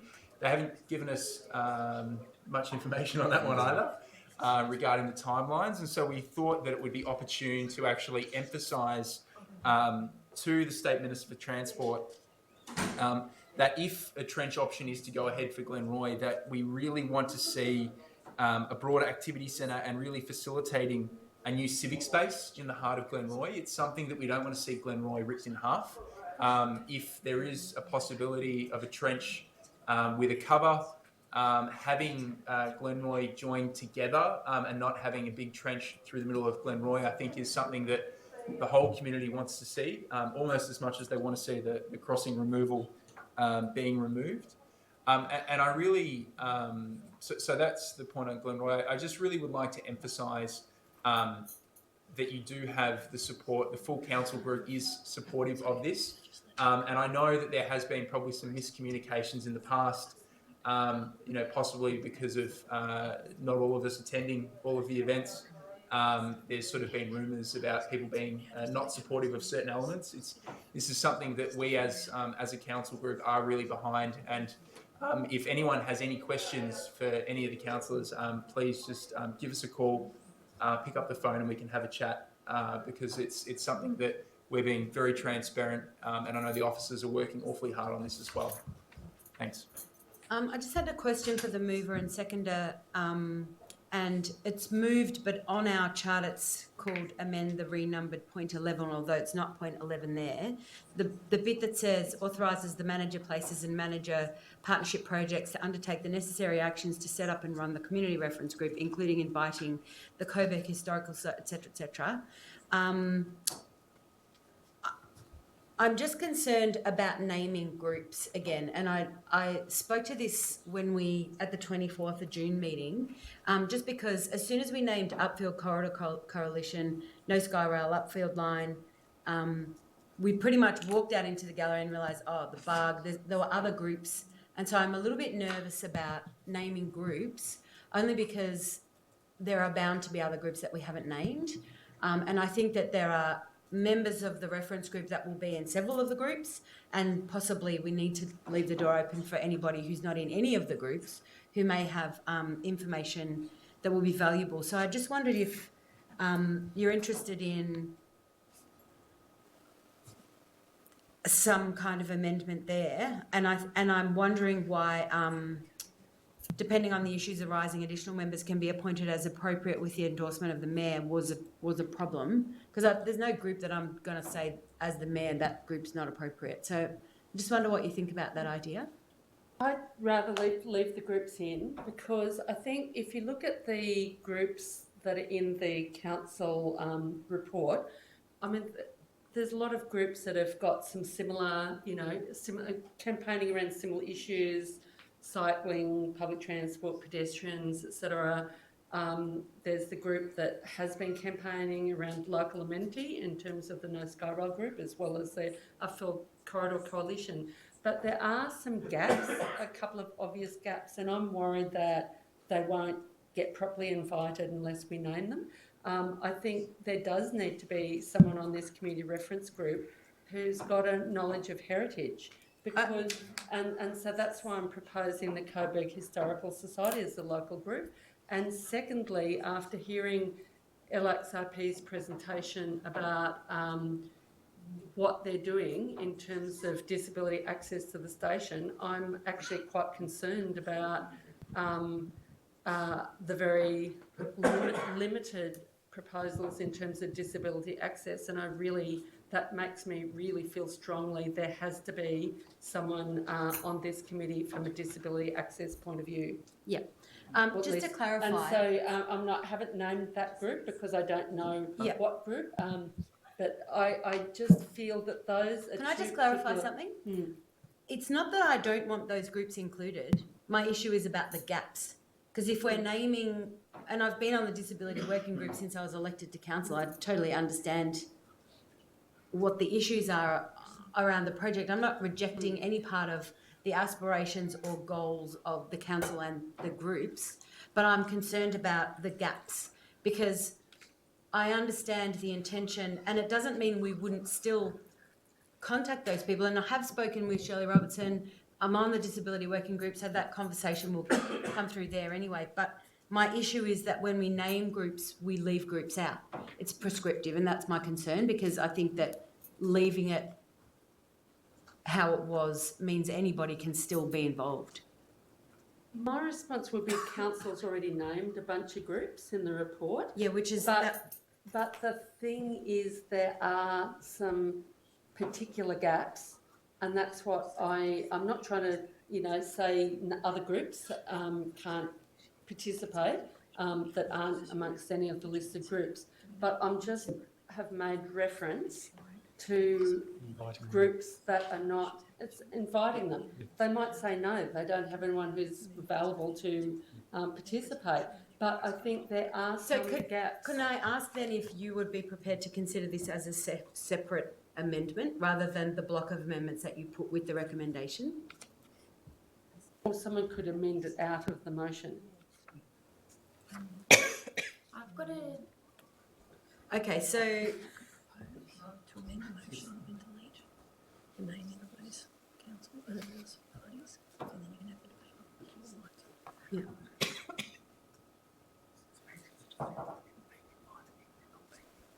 I mean, unless you want to vote on this point separately, that's what what you I want to just do? Yeah. Okay, which is really just someone amending to remove it.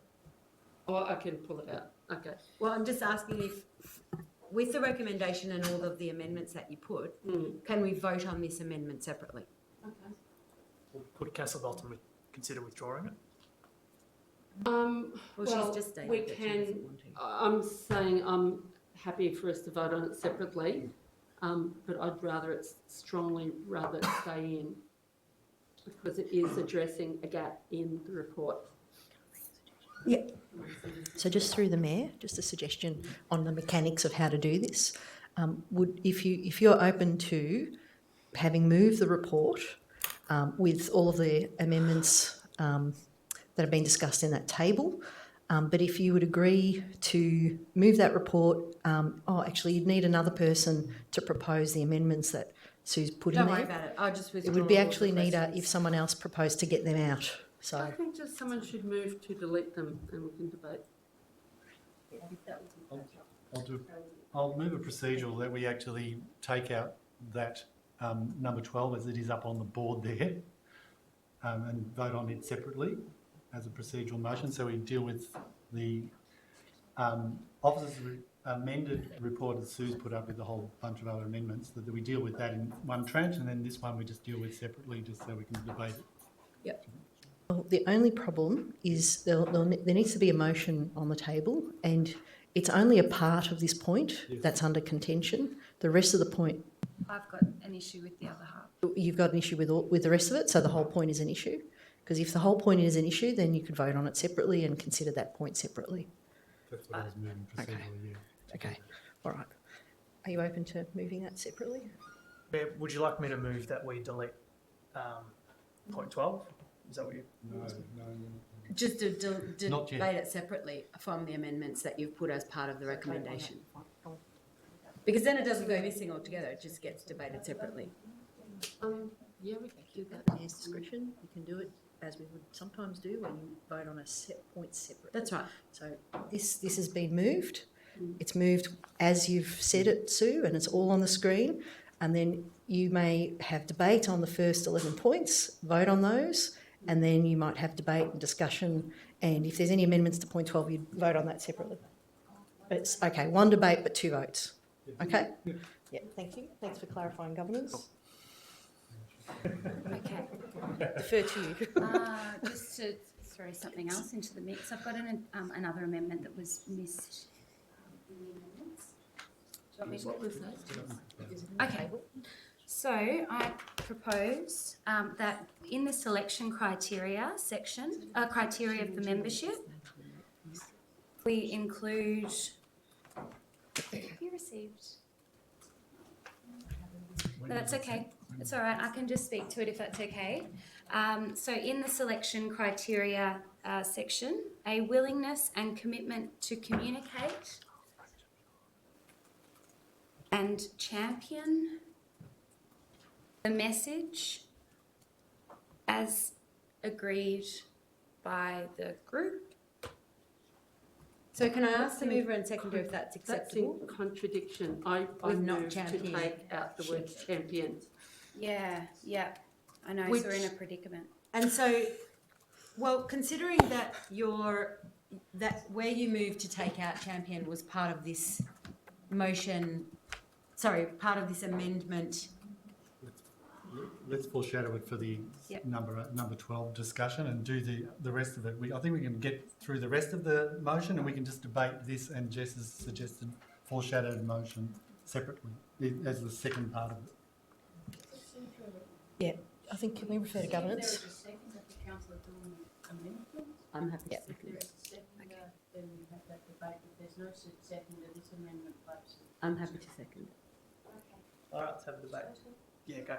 Okay, so I raised this more just as an issue of consistency I felt in reading the terms of reference over the weekend, in the sense that we talk about members and what they're, so it talks about members and what they will contribute and how the group essentially will work.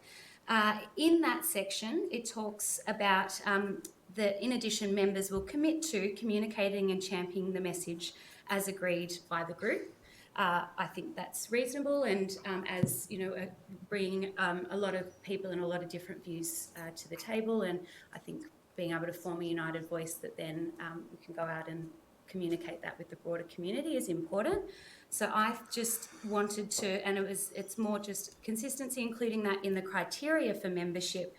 So it would say, along with strong community networks and linkages, or willingness to build these connections, ability to represent a broad range of views, ability to look beyond personal interest, demonstrated commitment, so and so, and you can read more about that on page 19 of the report. I just wanted to include the willingness and commitment to communicate and champion the message as agreed by the group. Didn't feel like a big deal at the time, but now that you're trying to take out champion, it does. Okay, Councillor Bolton. I'd like to speak against.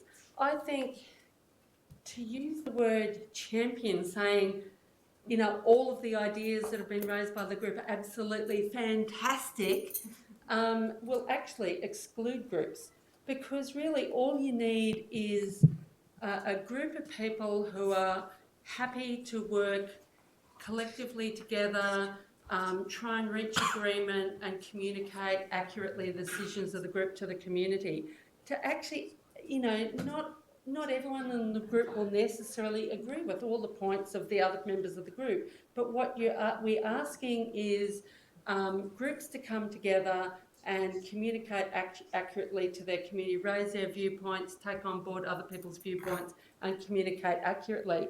To actually add in champion means that you're asking everyone to campaign for every idea that's put forward by the group. Some groups might feel, I mean, that's actually quite onerous to say that you have to champion some ideas that you might not necessarily agree with, but you might be happy to communicate and go along with and not, stand in the way of. But champion is a very odd word to use in terms of reference. I've never seen a word like that, which is so emotive, to be used in a terms of reference for some sort of governmental group. Thank you, Councillor Bolton. Councillor in support of Councillor Dorney's amendment? Proposed amendment?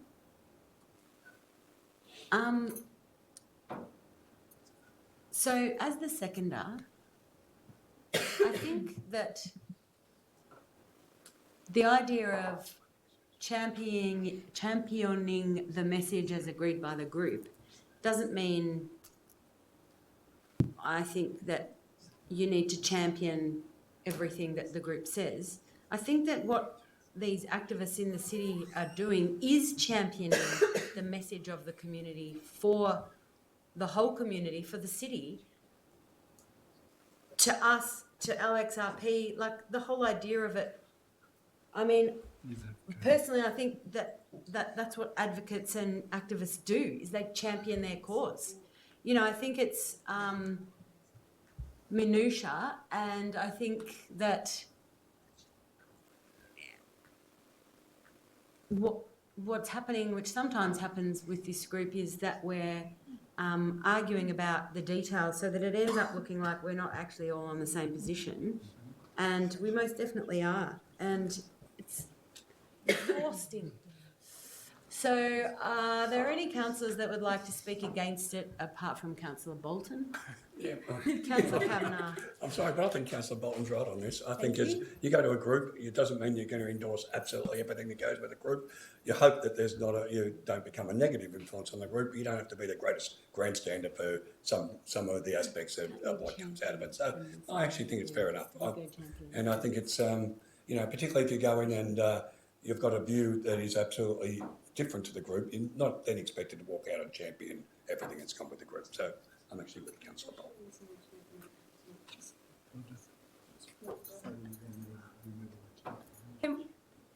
Can we remove the word champion then, and just have a willingness and commitment to communicate the message? That's what the original. No, but it's just in a different position. Oh, is it? This is an extra point. It's in the part of the criteria that forms the membership, not just the commitment. Oh, yes, I think that's clear. Charles would be having a field day with this. Okay, yep, that's fine. That's great. Yep. Okay, let's put it to the vote. All those in favour? Yeah. I'm happy with that. Against? Declare that carried. Hurrah. That's the amendment. So that's, The substantive. yeah, back to the substantive. Now, just because I'm losing track of what's going on, we have removed the amendment, that says authorises the manager, places, etc. So point 12. Point 12, and that will be debated separately. So we're going back. Voted on separately. Voted on separately. So we're going back to the substantive motion without number 12. So do I, sorry? Yes. Resuming the debate, but do I need to go to 12 before the substantive or after? As part of the debate, and then you do the vote E2 separately. Okay, yes. Okay, so just to clarify, debating on the whole thing and then voting 12 separately. So I heard from Councillor Bolton, I heard from Councillor Martin. Any councillors against this substantive motion? Of course not. Anyone else like to speak in favour?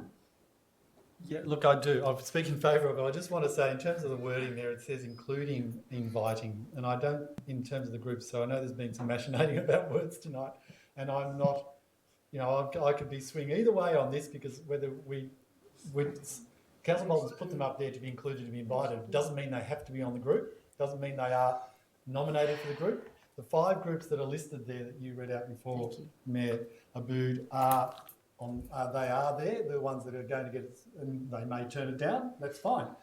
But there are 5 other positions that we're wanting people to fill, and we're hoping that they are active on this whole issue and that we end up with 10 good people that will work with councillors and officers on this reference group. So I think at the end of the day, I don't want to split hairs too much over this. So I'm just speaking about point 12 in the debate, because when it comes to the vote, I can live with the wording that's there. The rest of it, I think, is all pretty clear. I think the undertaking we've had around the $30,000 and the allocation to that, and the questions tonight, I'm a little bit disappointed with some of the way that was questions that came across tonight. In that, it kind of sounded like we were not wanting to make that money. That money, up to $30,000, is going to be made available to enable the group to do what it's got to do.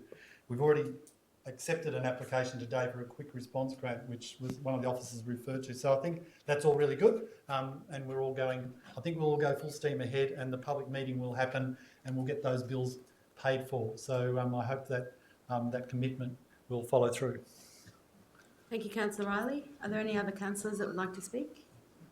Can I just clarify? Sure. Point 12, given that we've removed champion already, is it... This is in a different part of the document. A different part of the document, okay. My question, thank you. Sorry, just to be clear, there's a membership and then there's members, and champion gets mentioned twice. So we'll be removing champion from the document, the entire document. Chris Johnson. We'll stop champion. In this town. Okay. Anybody else like to speak to this motion? Just briefly. Okay. I'm supportive of the substantive, and just to, given that we're not going to go into a debate on point 12, we'll just vote on it separately. I'll be voting against point 12 just to err on the side of caution from a perspective of I'd like to see part of this group residents from Moreland as well, beyond just these groups as well. So there's a whole bunch of residents that haven't been mentioned in that particular amendment that I really want to name and individualise, but obviously we don't have that opportunity. So I'd rather just err on the side of caution and vote against that particular point, supportive of the overall substantive motion. Thank you. Okay, so from my perspective, the only reason I'm hysterical about this is because of what happened last time. We named a few groups, we straight away realised we didn't name enough groups, and now we're naming some more groups. And I think we shouldn't be naming groups. I think we should just be inviting people into this thing, and we'll get everyone that we need, and some of them will be in all the groups and some will be in none of the groups, hopefully.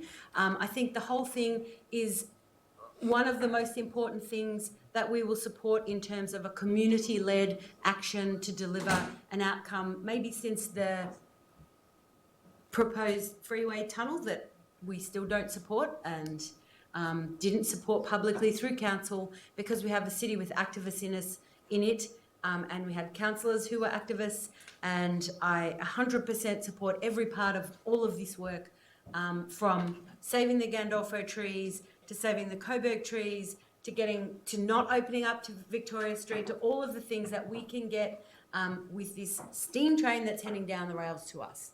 And yes, it's once in a lifetime, and it's our legacy, and I think that I'm 100% sure that all of us support this work. So I will be supporting the substantive motion and voting against point 12 with all the passion that I can muster in this week of weeks. So are there any other councillors that would like to speak to it? Okay, I think I'll put it to the vote.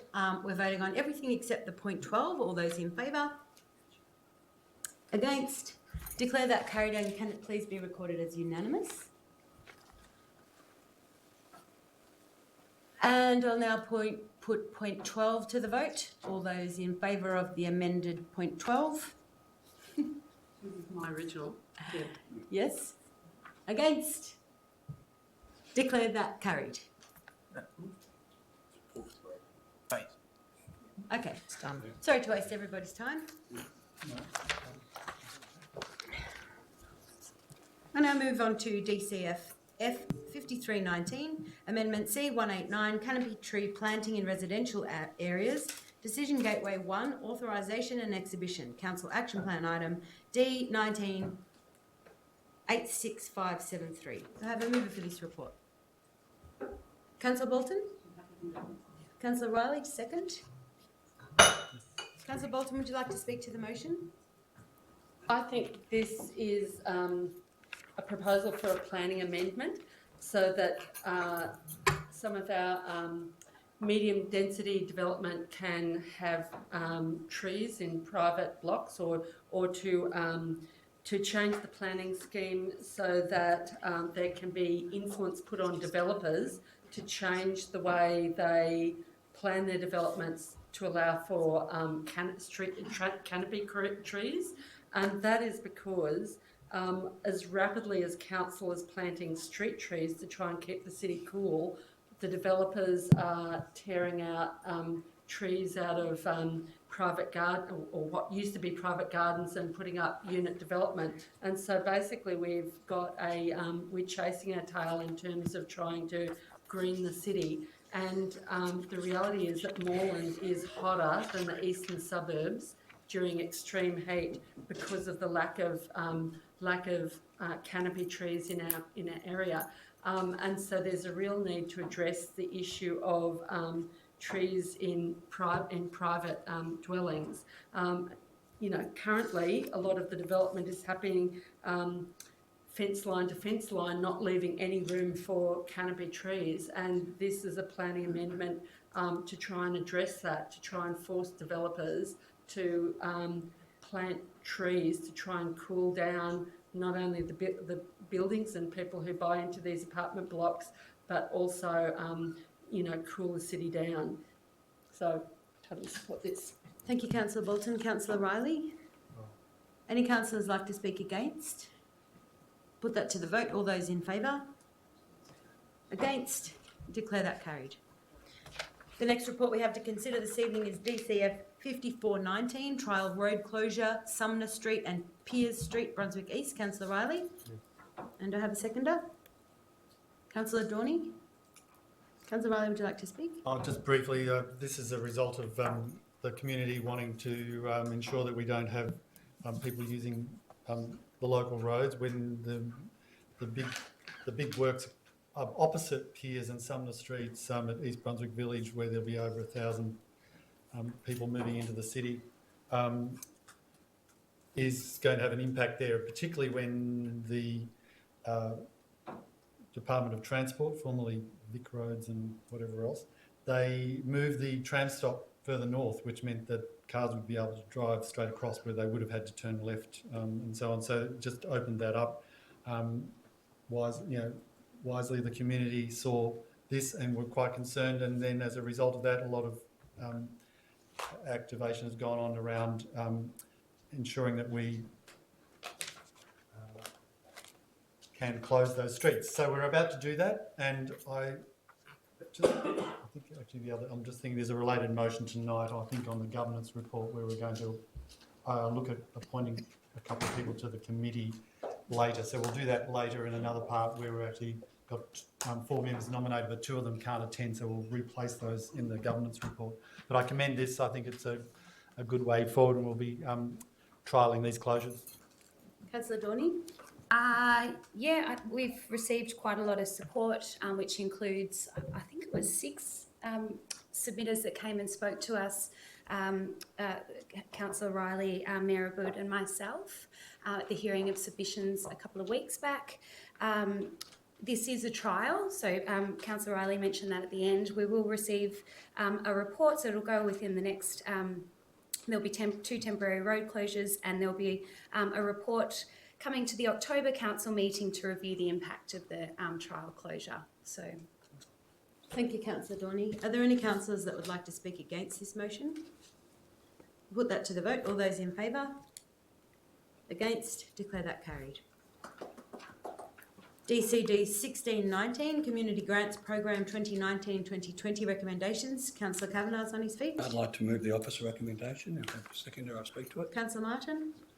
I think these are I love these every year, and in fact I know that in the first category of project grants we're going to actually have a second round, because we've the amount in that fund has been underspent, which is great. So there'll be more opportunity for people to apply there. And I noticed that there's some of the ones that weren't successful. It said that the officers will work with them to improve the application for future. And so obviously they've got a fair chance of success in the next round. I also am really pleased to see the funding of the various capital works partnership grants. And I'm pleased that the director's committed to working with Brunswick Juniors in the next little while. And I noticed that they are one of about around 4 that were unsuccessful, and hopefully each of those will be able to work up their application and submit again in the future. And I'm hopeful that that's the case. Certainly, can I say, when I first got on the council, there was only $100,000 in this fund. Now it's around $750,000, and I honestly think it's the best value for money that council gets. And it also is terrifically important because it involves all the different community members in a whole range of groups as far as the capital works. Often sporting clubs, for example, will get someone who's a tradie, etc., and do the work, and they can do it at a very good standard and cheaper than what council could otherwise. Can I also say about Brunswick Juniors, although I'm disappointed they've missed out on that, they have received some money recently. I was instrumental in helping them get their lights at Clifton Park West in the last couple of years, and so we certainly have been doing improvements to that area, and they are a credit. Everything that Beth said is correct. The amount of juniors, the amount of women involved is just terrific down there. But as I said, there are other clubs as well, and others that were also very worthy that were also missed out as well. Thank you, Councillor Kavanagh. Councillor Martin, would you like to speak? Yeah, just briefly, I really do want to highlight the fact that our Capital Works Partnership program this year, we're awarding out $333,000. It's a lot of money that we're putting back, into capital works in this city for our sporting clubs, and I think it's something that a lot of people kind of get quite fanatical and quite obsessed that we're a roads, rates, and rubbish only type of spend. But you look at these numbers. This is the money that we're putting back into the community and into our sporting clubs, and I really do think that its value is often sort of goes without being noted. And I think also this sort of stuff doesn't get reported on when you pick up the paper. And I think it's really important to note that as a council, we do prioritise spending of this nature. Thank you, Councillor Martin. Are there any councillors that would like to speak against the motion? Can I just make one point of clarification? Just to say that, yes, the sporting clubs predominantly, but it's not just sporting clubs. You'll notice that Renard Street Neighbourhood House is receiving $40,000, and the First Coburg Scout Group. There are any community group within Moreland is welcome to apply. Thank you, Councillor Kavanagh. I'll put that to the vote. All those in favour? Against? Declare that carried. EMF 2619, Financial Management Report for the period ending 31st of May 2019, the cyclical report. Do I have a mover? Councillor Riley? I'm happy to second. Councillor Riley, would you like to speak? Yeah, just to say that the financials as at the end of May, this report covers, are looking very healthy. We say this most months, thankfully. And it's already been acknowledged earlier this evening in the recognition of our work of our CEO, but it's also the rest of the staff, along with Narina, that have actually got us to this point. And I celebrate the fact that our council's in a very strong position to be able to do capital works and to do major projects like the Wheatsheaf Hub. We've just opened the Oak Park Pool, which is like an amazing success story for our city. We've got plans for all of our pools to try and keep them open and maintained. So all of these kind of things come together and allow us to manage our budgets as well as we do, and we've actually got provisions in there for future planning, and which put us just to position us to be able to make some big decisions and to do things outside the ordinary business, which is very important for a council like Moreland and the Republic of Moreland that we're able to do that. So I commend the work that officers have done and keep up the good work. One of the big indicators is the liquid ratio that, if I can get the right terminology, I probably haven't highlighted it, but is in a very good, it's a really good indicator of how we're doing. So people could have probably fish that out if you're interested in such financial terms. Thank you, Councillor Riley. I'll reserve the right. Are there any councillors that would like to speak against this report? I'll put that to the vote. All those in favour? Against? Declare that carried. I'll now move to DBT 1419, the Governance Report 2019, also a cyclical report. Councillor Farnley. And we have some amendments. Yeah. A seconder? Yep. Councillor Riley? Oh, did I say Riley then or a No, I Farnley? said a Farnley. Oh, sorry. A Mhm. Farnley? Yes? Yep. And Councillor Riley is a seconder. Councillor Farnley, would you like to speak? We need some names. Which section there? Sorry. So,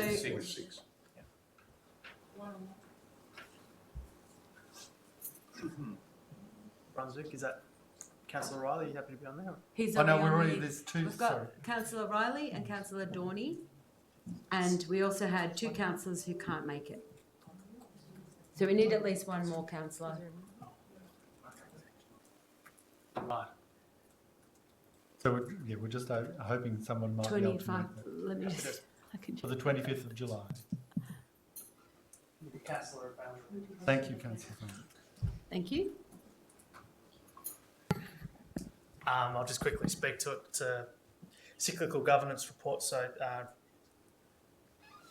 it's just about transparency to the community on what's going on. We'll note that the really good attendance and representation from councillors, especially at the Moreland Libraries Advisory Committee. Good to see Councillor Martin making it clear that we are strongly supportive of the Wheatsheaf Hub and his preferred novel, 21 Lessons for the 21st Century. Good to see that included in the report as well. And I encourage the Moreland Libraries Committee to continue reporting back to council of any updates or changes on that front. Thank you so much, Councillor Farnley. Councillor Riley? I just wanted to highlight the point 5 in there that recently the state government minister for local government sought some changes. We've spent quite a bit of time consulting over the Local Government Act and reviewing that, and then these changes have come out at very short notice. We, as councillors and council officers, have been trying to get a response in the short timeline that's coming up. But one of the big issues that's been flagged there is that the minister is proposing that we move away from multi-member wards and proportional representation. This is, I think, is a real issue for democracy in Moreland and the Republic of Moreland, and I would encourage people to have a closer look at it, particularly that bit, but other parts of it, in terms of making a submission to the minister and your local members, because proportional representation gets a really good spread. I think I could say that this council represents a really good spread of the political spectrum in our city. And if we were only having one member per ward, it meant you've got to get 50% plus one of the vote. That's a much higher goal to set in any election. Sometimes that's probably good for state elections or federal elections, but in local government, it kind of rules out a lot of independent people standing as independents, and I think we should be encouraging people from all backgrounds to be able to stand. So I just wanted to highlight that because I think it's a real issue, and I would really encourage people to make a submission. You've only got a little time to do so. And other than that, I just wanted to acknowledge that we've got a new member for the Audit and Risk Management Committee who's got expertise in risk, which we needed to fill as well. So welcome Lisa Tripodi to that role. Thank you. Are there any councillors that would like to speak against this motion? Oh, did you? I just wanted to read one more thing. Yeah, sure. Councillor Martin, sorry. Thank you. Yes, it's not to dispute anything that the Moreland committee meetings have stated. It's a fantastic committee. I recommend all the other councillors to try it out at some point. I just really wanted to make one point, and that is in regards to the proposed local government bill, the moves that the minister is trying to make to move to single member wards. So that is essentially splitting us up instead of having 3 wards of 4 and 3. Essentially moving to small pockets of one councillor representing certain areas. I think I really want to speak to the fact that the Moreland community is a very diverse community, and you know, it's one community proudly diverse. It is our mantra, and I really want to highlight the fact that diverse communities and female candidates in councils that have multi-member wards. It's over a 40% representation. In single-member wards, that falls down to about 30%. So I really think that as a community, if we do value the diversity, I really do think that we should be looking to maintain the current structures that are in place. And also the current structures that the VEC have in fact highlighted in some of their recent reports on other councils. So I think it's really important to highlight some of those statistics. Thank you, Councillor Martin. Are there any councillors that would like to speak? Put that to the vote. All those in favour? Against? Declare that carried. DCD 1719 is the next report. Preparations for extreme heat in the 2018-19 summer. Response to notice of motion. Councillor Bolton? So I'll move this with 2 extra points. I mean, I sort of initiated the process. Well, actually, I need to second it first. Yep. Second for Councillor Riley. So I initially moved the notice of motion for a report about council preparations for extreme heat. And then Melbourne's summer, or most recent summer, was not as extreme as a lot of other parts of Australia.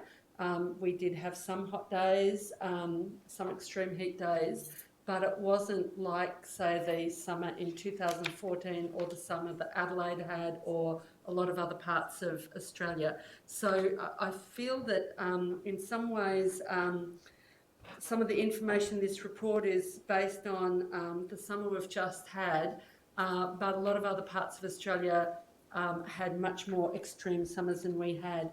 And I still feel that there's a lot that needs to be done to deal with extreme heat. So what I'm putting forward is that as part of this motion is that we do review this annually. So maybe the report might just come back into the council chamber every 3 years, but at the very least, councillors review it annually to see if this is hitting the mark. Because if we start inching up towards 50-degree days or 2 weeks of 40, well over 40-degree days, then I think we will have, that's what Adelaide experienced, we would have a different feeling about what needs to be done. So I am proposing this extra 0.3 about looking at other options for extreme heat days, such as extending swimming pool opening hours to 10 p.m, considering free swimming pool access for vulnerable people, and using the council's bus to transport isolated people to cool places. Paris went a lot further in the recent heat waves by opening up council facilities to be cool places, because Paris and across Europe there's been an incredible heat wave this year, and basically what we're seeing is each summer in the southern and northern hemisphere is getting worse and worse. So I think this is not everything we need to do in the future. I think we need to also look at further measures. Thank you, Councillor Bolton. Councillor Riley? Procedurally, I wasn't aware, so I didn't see the amendments, but Councillor Bolton, I'm just concerned the only thing I would like to change is in the last bit is if you just include that a report on making council's community, just add it to the list of things instead of, it looks like there it's going to actually just be made available, the way it reads, the last line, that the bus is going to be doing that work. Oh, I see, yeah. So if it could just be clear that it's, okay. that the report includes making... Maybe just and... Yeah. So just an and. Thank you, that's all. If that's what your intention is, I'm happy to second it. Just have a suggestion from the CEO. Yeah, that's And that's making, that's Yeah, it, thank you. and making. That's clear, I'm happy with it. Oh, thank you, Sally. Welcome back. Okay, so would you like to speak to the motion? Oh, look, I just endorsed this completely with the climate emergency, and I think Councillor Bolton's pointed it out quite clearly. Melbourne really did dodge a big bullet, if I could say that, or at least a huge dry summer. We are actually experiencing a very dry winter. As much as people might think you're getting rain, you're not getting much. And the water storage is down to 50% if you haven't noticed. So in the middle of winter, not a good state to be in. So I think that this kind of monitoring is really important, and we know that we do lose people during these heat waves, and it's one of the biggest causes of death for natural disasters for Melbourne and Victoria. Thank you, Councillor Riley. Are there any other councillors that would like to speak to this motion? Personally, I'd just like to commend this motion because I think it's crucially important that we address heat events. And I think it's worth highlighting the fact that while we did dodge a bullet with not so much of an extreme summer in terms of the daytime temperatures not getting, right up to 50 or whatever, the night times are a lot hotter than they have been, and there was no rain. And I've got a thirsty garden that's getting transitioned, and all the camellias are dying and natives are getting planted because watering them is not realistic. But I think that we will see more and more extreme heat events, and I think that this also highlights councillors at their best when they're responding to something that actually came out of the community. And I think that we were understanding what pressures were put on people and supported Councillor Bolton's initial notice of motion asking for some more information about what we do provide during extreme heat events. So I think this is good to see back again and strengthened a little bit, and I'm sure it's something that we'll be dealing with many times more and more often into the future. Are there any councillors that would like to speak against it? I'll put that to the vote. All those in favour? Against, I declare that carried. Okay, and this is fitting. DCD 1819, Brunswick Baths Weekend Extended Hours, which was also a response to a notice of motion. Do I have a mover for this report? Councillor Riley, the seconder. Councillor Kavanagh. Councillor Riley, would you like to speak? Yeah, look, this again was a move from some of the users of the Brunswick Baths and wanting to see earlier hours of operation, and this is just a good news result. We've actually got more people using the baths and the gym earlier, and you'll be happy to know that the finances stack up too, that in fact it will mean we'll probably end up taking more money rather than costing us more money. So it's a win-win-win for everybody. We need to get people moving and enjoying and keeping healthy, and this is a great way to do that. And the Brunswick Baths are a wonderful facility, and the more we can put them to good use, the better. Thank you, Councillor Riley. Councillor Kavanagh, would you like to speak? Any councillors like to speak against this motion? No, I'll put that to the vote. All those in favour? Against? Declare that carried. DEP 619, Expression of Interest, 420 Victoria Street, Brunswick recommendations. Councillor Dorney, you're declaring a conflict? Yes. Just, thank you. Yep. Well, if she declares it slowly, you have to wait. Can we do another item before that? Sure. Good idea. Great proposals. So we're just going to bring forward an item because if Councillor Dorney leaves the chamber, we won't have quorum because there's only 6 of us sitting here, and that is quorum. So I'll move to DCD 1919, which is the Coburg Night Market 2018. Councillor Riley? Yes.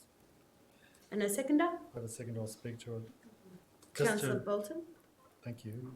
Just to note that for members of the gallery and people watching online that this proposal around the Coburg Night Market is, rather than have it over 4 separate nights, that we move it down. We actually trial it for 4 consecutive days and nights. The reason being that in the last year we actually only ran 2 out of the 4 nights due to some inclement weather and some other extreme events. We were able to close one down in advance, but the other one had to be closed in the middle of the evening. So it had a huge impact on the result. It also meant that we actually cost us money at the end. So not that's so much a huge issue, but it is something we need to be mindful of. But over the 3 years that we've been running this, the number of stall holders has reduced from 86 in the first year to down to 66, and attendance has gone from 25,000 people or more and dropped by around about a half to about 12,500. So for various reasons, we are trying to run this model because we want to make it a success. The advantage with doing this is that we won't have to bump it in and bump it out every weekend. You save a lot on that.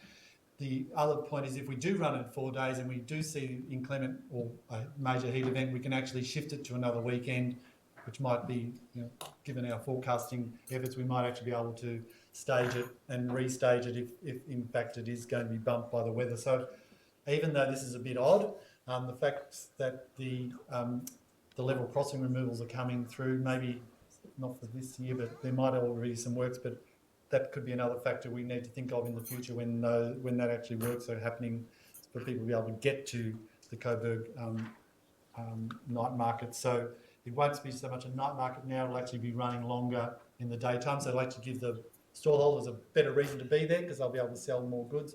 We're having trouble getting sponsors as well because it's quite a local event. So there are quite a few challenges for us to keep this going. And I think when it is run, we have lots of great local artists and great local producers well represented in there. So it's a really important that we keep doing it. I think it's worth that we trial this and see what results we get this year and compare the results to the last year where we've seen this drop off for various reasons. So I commend it. Thank you, Councillor Riley. Councillor Bolton? Are there any councillors that would like to speak against this motion? I'll put that to the vote. All those in favour? Against? Declare that carried. Okay, so I now move back to DEP 619, expressions of interest for 20 Victoria Street, Brunswick recommendations. Okay. Mayor, I'd like to disclose a conflict of interest that is an indirect interest due to my partner having a connection to one of the proponents in the expression of interest for 420 Victoria Street, Brunswick. Thank you, Councillor Dorney. We'll come and find you when we're done.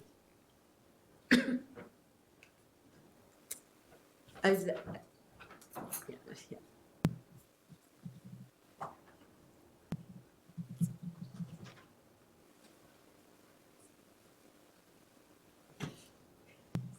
Councillor Riley. As the only remaining South Ward, I mean, not that it needs to be a South Ward council, that I would like to move this and nominate myself, but we need to get 2 other councillors' names on there, so I'm hoping some of the councillors present tonight might actually add their themselves to this. This is an important process in terms of hearing submissions to this. Just before you keep going, we'll get you a seconder. And some more. Councillor Farnley? I'm happy to second and suggest that Councillor Tapanosa and her family join Councillor Riley. Oh. And just keep it at 3. Yes, that's what it's... And a family. Her family.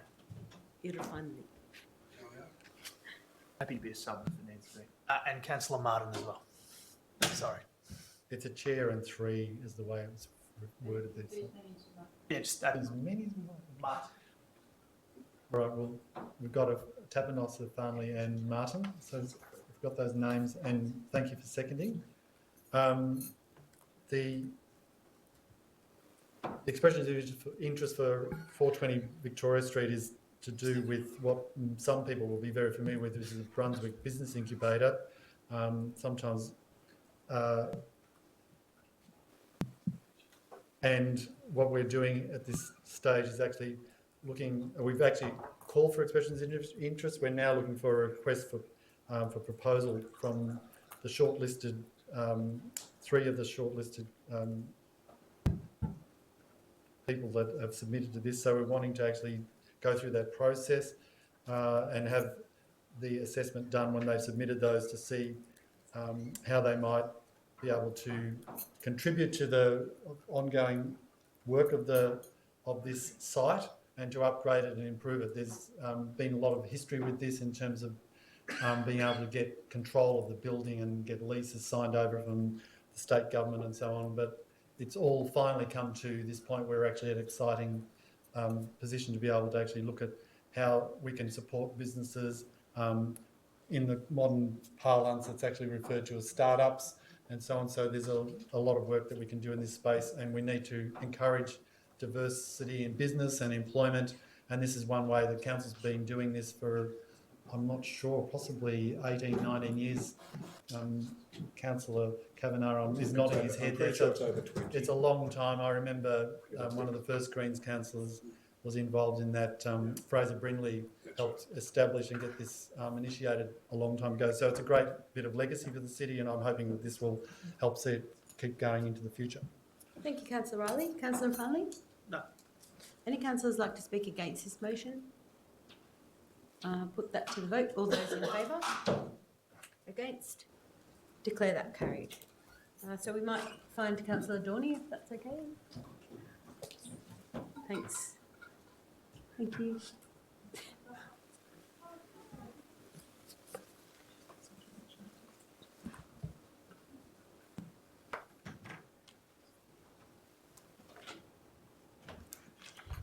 And the next report we have to consider this evening is EMF 2719. Discontinuance and sale of right-of-way adjoining 29 and 30 Bell Street, Coburg. Do I have a mover for this report? Councillor Kavanagh, and a seconder, please. Councillor Martin. Councillor Kavanagh, would you like to speak? Councillor Martin? No, thanks. Any councillors like to speak against? We'll put that to the vote. All those in favour? Against? Declare that carried. DCI 1219, contract 798T, road reconstruction of Glenora Avenue, Coburg, tender award. Do I have a mover for this report? Councillor Dorney, and a seconder. Councillor Martin. Councillor Dorney, would you like to speak? I'd just like to highlight the recycled content that has been used, that is to be used in this project, which equates to 435 truck tyres being utilised in the rubberised asphalt product, which will become the road. So that's exciting. Thank you, Councillor Dorney. Councillor Martin.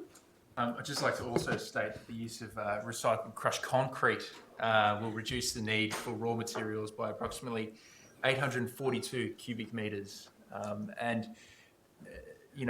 The thing is that it's a slight cost increase, but what we're actually doing is we're creating an end market for recycling, which is what really needs to happen, and councils and governments really need to put the money where their mouth is and pay for recycled content to generate that end market. Excellent. Thank you, Councillor Martin. Are there any councillors that would like to speak against the motion or in support of? I'll put that to the vote. All those in favour? Against? I declare that carried. So, councillors, that concludes the presentation of officer reports. I would now like to move on to the notices of motion.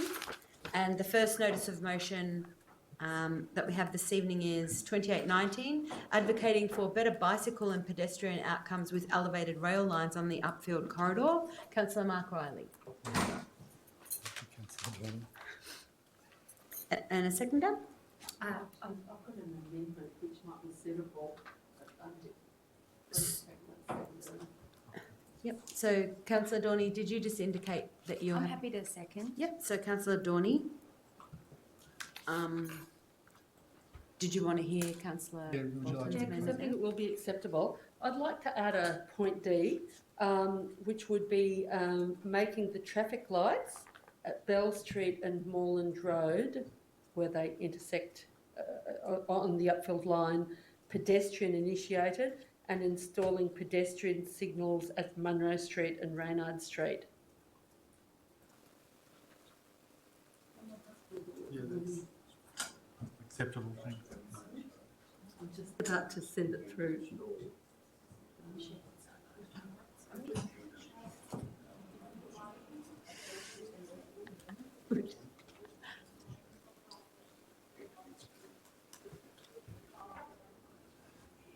Just sent it through. Yeah. So we've heard that that's acceptable to the mover and seconder, Councillor Bolton. So, Councillor Riley, you may speak to the motion. Thank you. This is, we've got a lot of work happening tonight around the LXRP and the elevated rail that's coming to the Moreland and Coburg stations and the couple of kilometres of rail in between. So my notice of motion is seeking that we actually ensure that we advocate for some fairly positive respects with respect to active transport, because the whole purpose of the LXRP is to make vehicular traffic or motorised traffic go more smoothly, and that's fine. But while we're actually affecting public transport to get this outcome, they're not really actually adding much more. We'll get some great open space and hopefully we'll get some really good outcomes on that. But we've heard from Community Unite about many of the other concerns around it. So this motion is about trying to get some better access onto and off the train stations. We've already know that the LXRP have basically decided these things, but I think it's worthwhile that we actually try and reiterate the importance of that, because if people are having to cross Bell Street to get on and off the station, when in fact the railway line's going over Bell Street, they can come down the other side rather than having to cross a dangerous road, a very busy road, and you can guarantee that the sequencing for the pedestrians won't be improved because of the removal of the boom gates. In fact, it'll probably get worse. So I'd like to see that considered and advocated for at Bell Street as well as Moreland Road, even though it's going to be more challenging. But it just means they need to give more pedestrian access down along the railway line so people can actually walk downstairs or a ramp. Designers are good at coming up with solutions for these things, and given that Councillor Bolton's raised some issues tonight around the elevator access, could be quite limiting on either sides of whether you're going up the rail, going into the city or out of the city.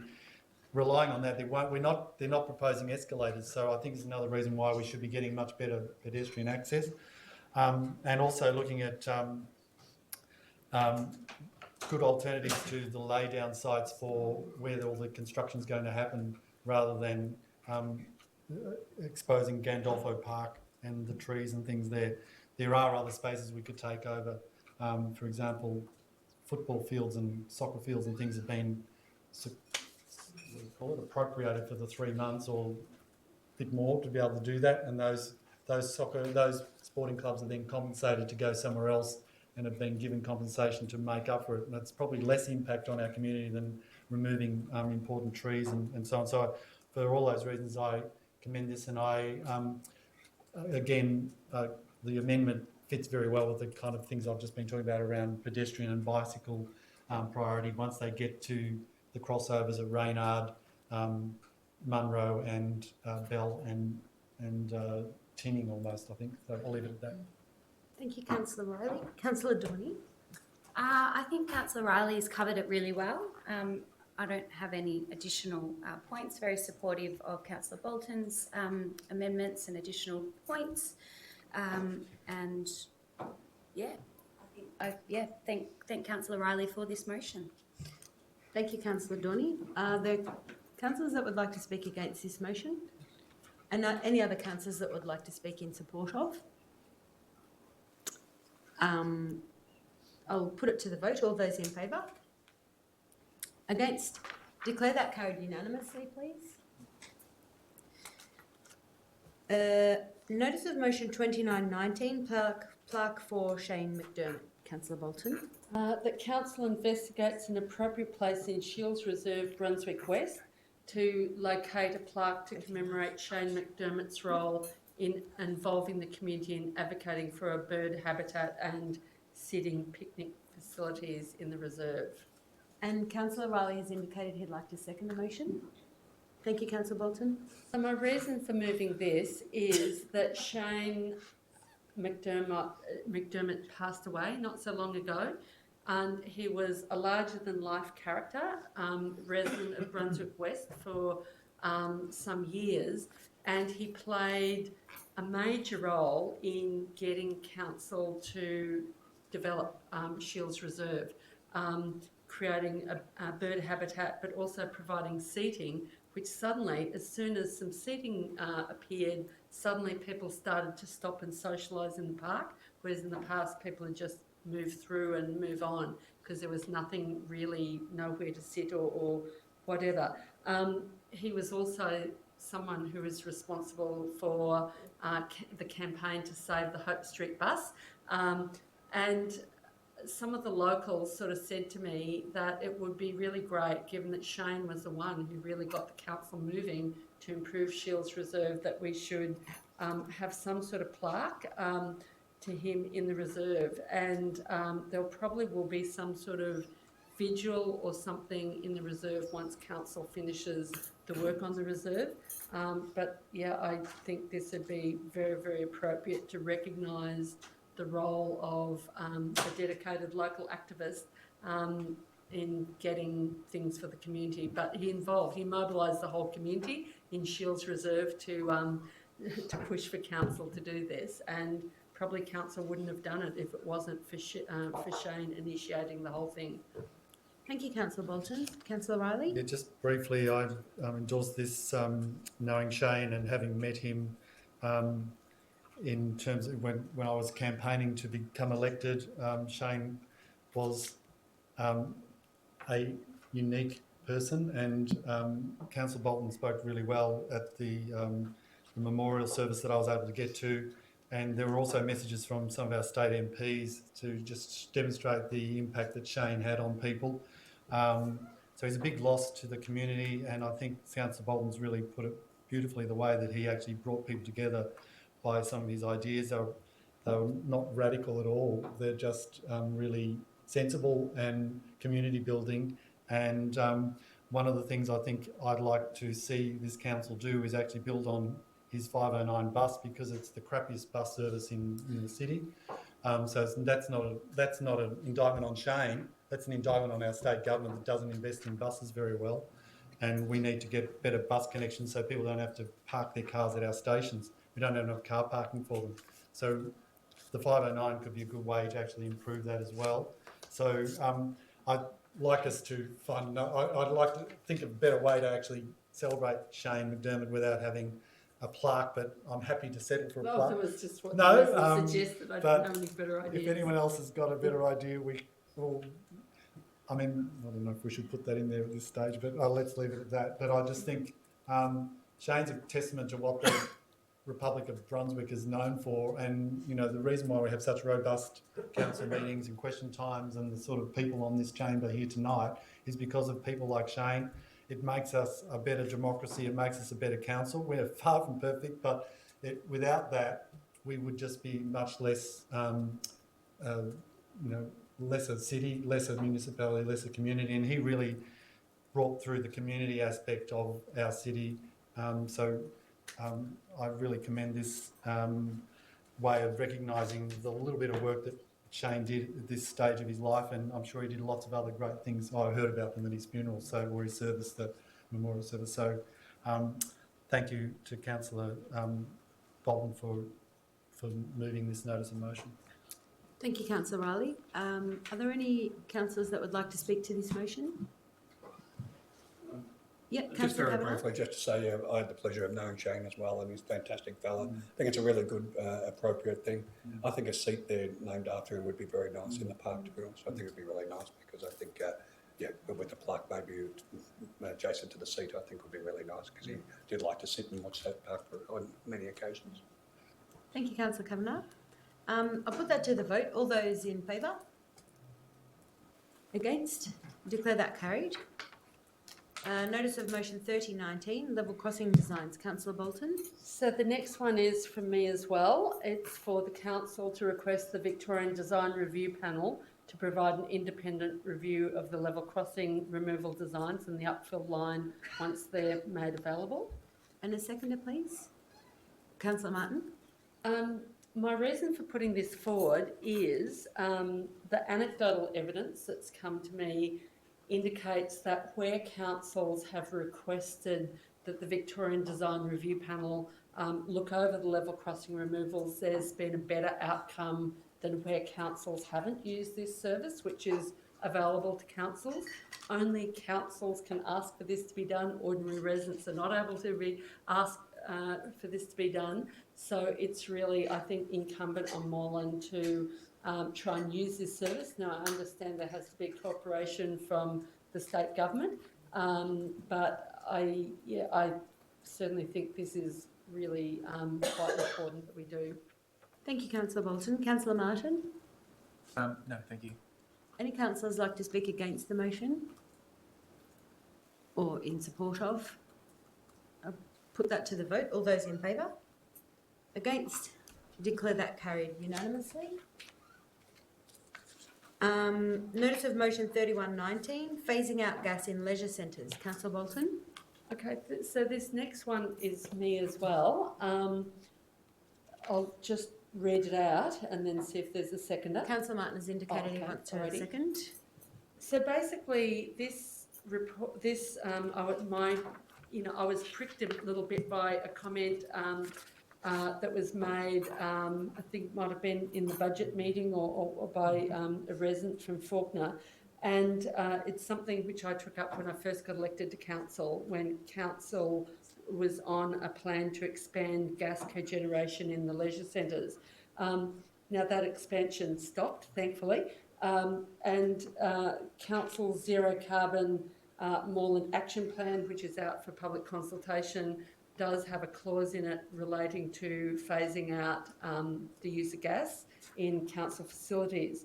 But the critical thing is we missed the boat on this with the Oak Park redevelopment, which has only just been opened this year. And so we were sleeping really about this issue during that project. So I'm as guilty as everybody else. We really should have not put gas in the Oak Park Leisure Centre, but put a form of renewable energy. So this is really calling for some sort of feasibility study for planning the phase out of fossil gas and replacement with renewable energy sources in time for the redevelopment of the Fawkner Leisure Centre, which is the next cab off the rank for redevelopment amongst our leisure centres. Thank you, Councillor Bolton. Councillor Martin? Yes, I'd like to thank Councillor Bolton for bringing this one up. It is something that I think we really do need to highlight, especially given that we're continuing with our 6 leisure centres around the city. We know that we're in a climate emergency. The potential warming from methane, especially from fracking, is potentially much more dangerous than CO2. And so it's something that we really need to be on top of as a city. And I really do think that in phasing out our cogen and trigen systems, it's something that we should be on top of, especially as these assets come up for renewal. So I fully support this motion and would like to thank Councillor Bolton once again for bringing it forward. Thank you, Councillor Martin. Are there any other councillors that... I've just got a question. Yes? I believe that Fawkner, we tried a cogeneration process there some time ago. Could you just... And I don't think it ever went ahead. I'm just wanting to remember whether it actually went ahead or whether we started and stopped it. But do we have the history of that? Just because I think it was a sign of what we did, what we'd done as a council in terms of being at the forefront of these things and trying to do innovative things. We have tried in the past to do it, and I just wanted to remember what the actual why we didn't go ahead with it or why it stopped. Yes, just through the Mayor, I'll just refer to Grant, the Director, who can give us an update, but I'll just make the point that also Brunswick Baths had cogen at one point as well. Oh, right. So this is, I think officers have been working this for a long time. There's nobody who hasn't been considering this, including in Oak Park, and the question is what you can feasibly do. So I might just throw to the Director through the Mayor, if that's okay. Through the Mayor, there were cogens installed at both Fawkner and Brunswick, and those cogens are currently turned off. Currently turned off. Has not worked for us. Thank you. Okay, so are there any councillors that would like to speak against Councillor Bolton's motion? No? I'll put that to the vote. All those in favour? Against? Declare that carried. And can we have that recorded as unanimous as well, please? Notice of motion 3219, smart, safe and healthy cities on-street electric vehicle charging infrastructure. Councillor Martin. Thank you. So I'll just read out the motion, and then if I have a second, I'll talk more about it. Essentially, it's that as part of our Zero Carbon Moreland action plan, the council receives information on exploring a trial of on-street vehicle chargers in at least 2 locations within the municipality. And so this is in residential streets, areas where they don't have crossovers, and that's included within the 5-year action plan. And if I have a seconder, I'm able to talk to this a little bit more. Councillor Bolton? Thank you, Councillor Bolton. So essentially, what I'm talking about here is electric vehicle charging. Moreland is leaps and bounds ahead of many other councils installing electric vehicle chargers across a lot of our facilities. What's starting to happen now is because Moreland residents are quite active in the electric vehicle space, is that there are some residents that are purchasing electric vehicles but don't have access to a charger at their home. And so as a result, what's happening is we're seeing charging via outdoor electric cables going from the home to vehicles. And it's something that's happening right across the state. It's something that we know is going to happen. Fossil fuels and in motor vehicles are being phased out as of early 2020s. And so we really need to prepare our community for the fact that a lot of them don't have access to a power point right next to their home because they're essentially having to park out on the street. And so we as a community, with the foresight that this is the direction that we're going, we actually need to look into this and really understand how we're going to assist those residents to charge their vehicles. And many municipalities across the world do this in different ways. Some use it as a way to make additional revenue for the city. Others offer it completely free to incentivise the uptake of electric vehicles. But I do think it's a nut that we have to crack, and who better than Moreland to try and crack the nut first. Thank you, Councillor Martin. Councillor Bolton? Are there any other councillors that would like to speak to this motion? I heard today that Moreland City Council has more Hyundai Ioniq in its fleet than any other council. So I think that if people ask if Moreland City Council is responding to the fact that it's declared a climate emergency, most of these notices of motion that you've seen this evening would definitely indicate that yes, we are indeed. So I commend this and all the motions actually that have been put this evening, and I will be supporting it. Any councillors like to speak against the motion? All those in favour? Against? Declare that carried. Your next car will be electric, both of you, and you know it. Notice of motion 3419, Sydney Road Survey. So this is me, and I just need a seconder. Thank you, Councillor Dorney.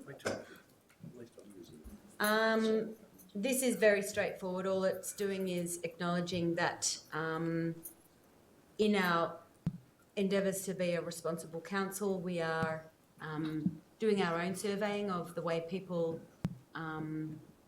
use Sydney Road. We have a responsibility to everyone who uses the road to get as much information as we can, and we will be receiving a report at the August meeting about the results of the survey. So this is just to find out if people parked a car on Sydney Road on the day of their visit. And the survey will be conducted over a variety of days and times. It's not specifically any particular period or another, and I'm interested to see what the results are. Would you like to speak? No. Yeah. Anyone like to speak against this motion? I'll put it to the vote. All those in favour? Against? Declare that carried.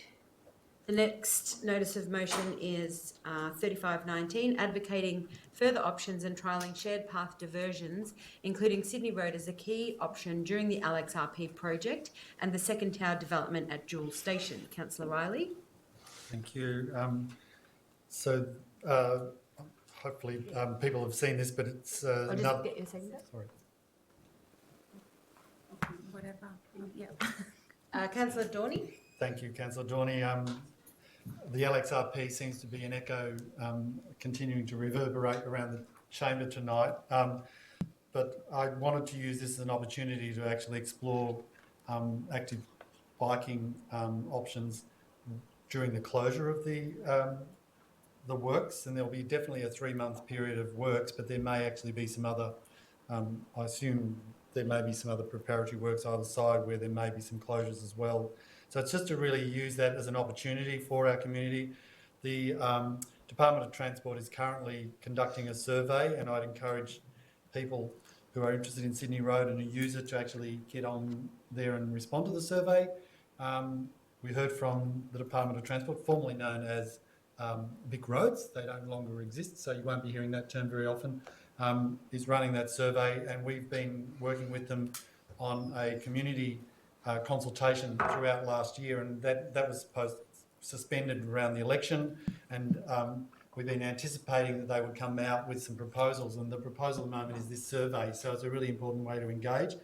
But this motion is also adding to the 4 options that the Department of Transport are putting up in that survey. They're a little bit out there, they're a bit progressive, they're a bit radical perhaps, but I would like them to be considered. Whether they actually get trialled or not will be another thing, but the report's asking to consider that.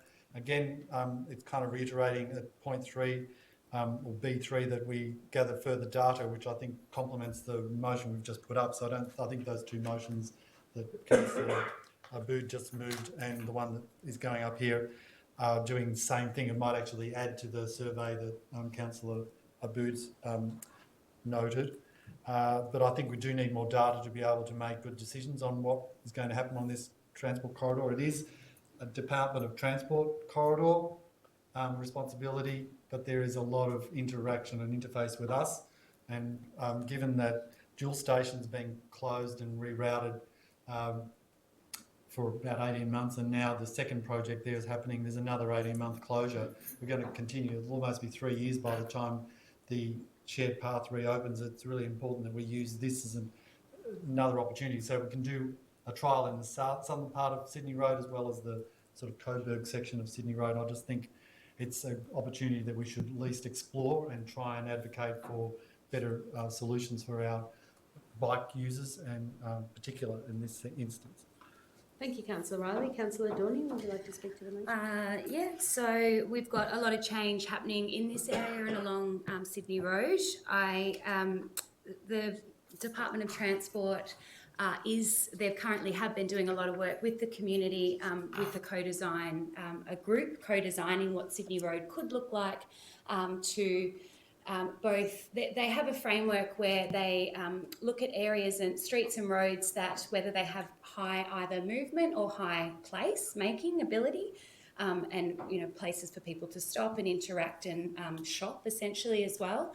And what they've found within this framework, applying it to Sydney Road, is that it has both high movement, it has the ability to move people, and not only people in cars, but people on trams, bikes, and pedestrian movement as well down Sydney Road, but it also has the ability for high level of place. And so that is something that's happening kind of in the sidelines. And as Councillor Riley said, to complete the survey. As part of that, this is a great opportunity with the development happening to kind of trial the idea that has been thrown up around separated bike lanes. We know that we do really need safer cycling infrastructure on Sydney Road. For people to say just use the upfield bike path, I think is good, and as an important piece of infrastructure that is, Sydney Road still needs to be safe. So I think let's take the opportunity to trial this and see what happens, see how much use we get. And I'm really supportive of the data component that complements Merri-bek's notice of motion around finding out, do people park on Sydney Road, and if not, well, it's just if not, they don't. Which kind of helps address, I've completed the survey from Department of Transport, and as a bike rider who rides on Sydney Road only and shops there really regularly, when I was asked the question, do I park on Sydney Road, I was kind of a bit confused as to whether they were asking about my bike parking, but they're not. So there you go. Yeah. confirmation there. I'm rambling a bit, but very supportive of this motion. Thank you, Councillor Dorney. Are there any councillors that would like to speak against the motion or in support of? I'll put that to the vote. All those in favour? Against? I declare that carried unanimously. Thank you.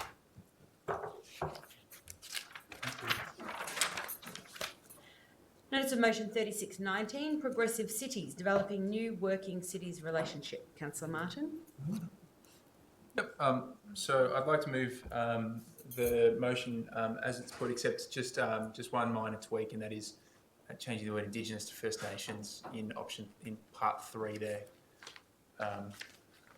And a seconder?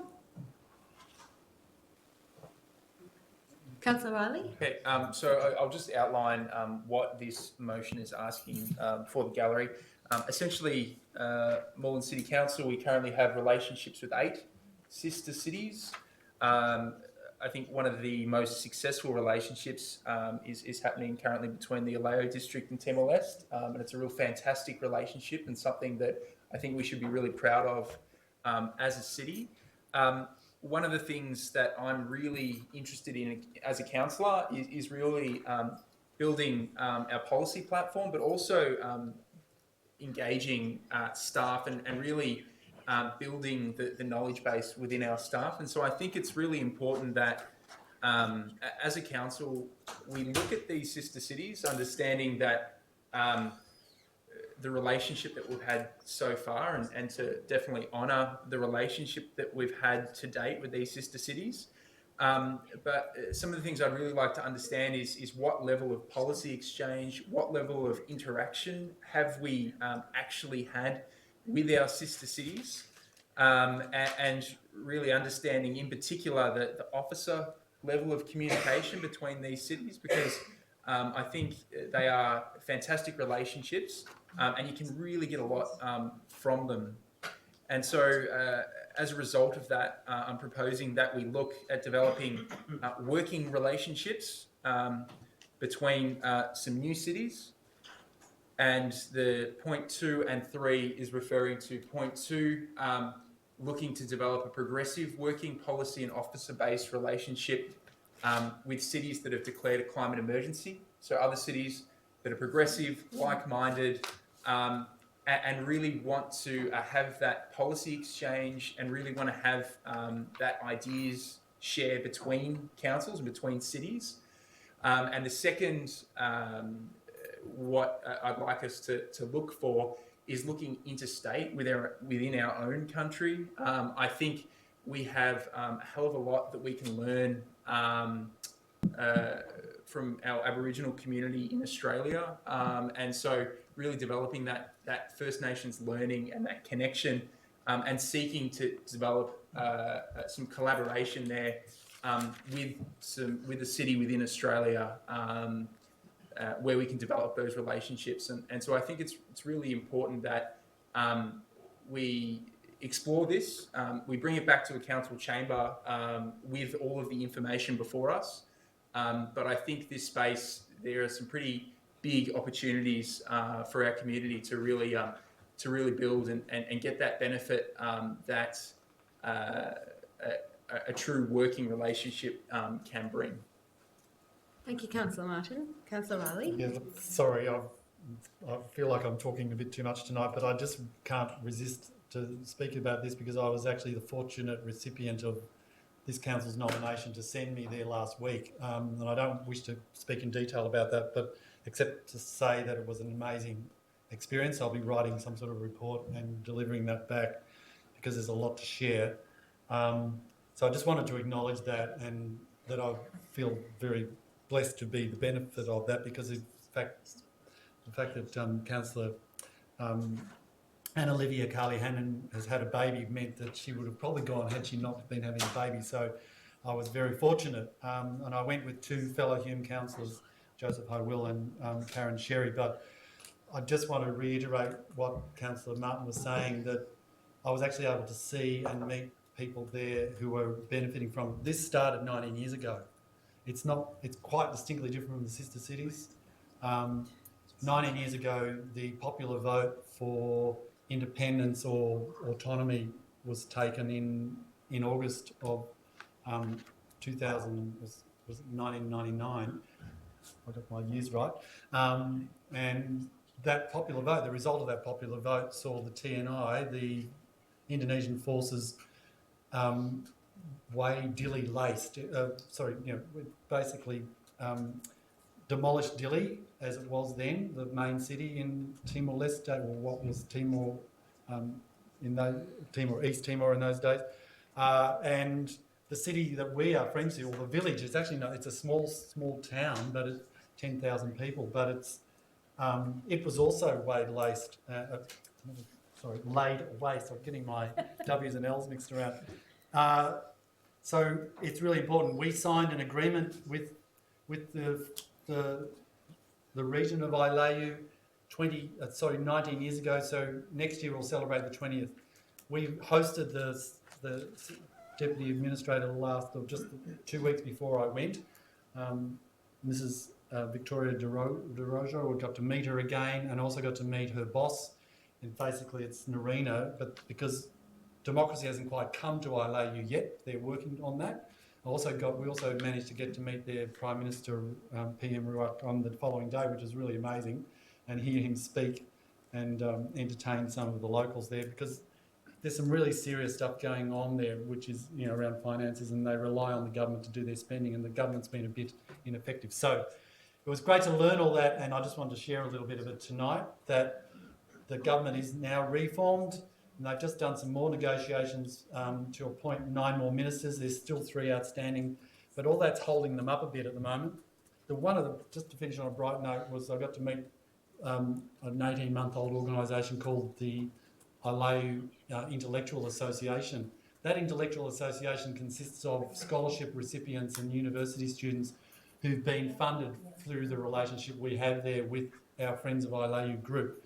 And they are now becoming a very active force in the city. So I'm about to finish. And it was just quite, it was a very emotional trip for me to meet those people, young people, who are really able to speak well, much better than I can, and they're in positions advising the government, working with their region. So that is a consequence of this city and Hume's contribution, and it's a really important friendship, which I think I'd like to share more about that in the future. But I just wanted to endorse this and thank the city for what it's done, because it's a really important initiative. It's got really important outcomes. There are many other things.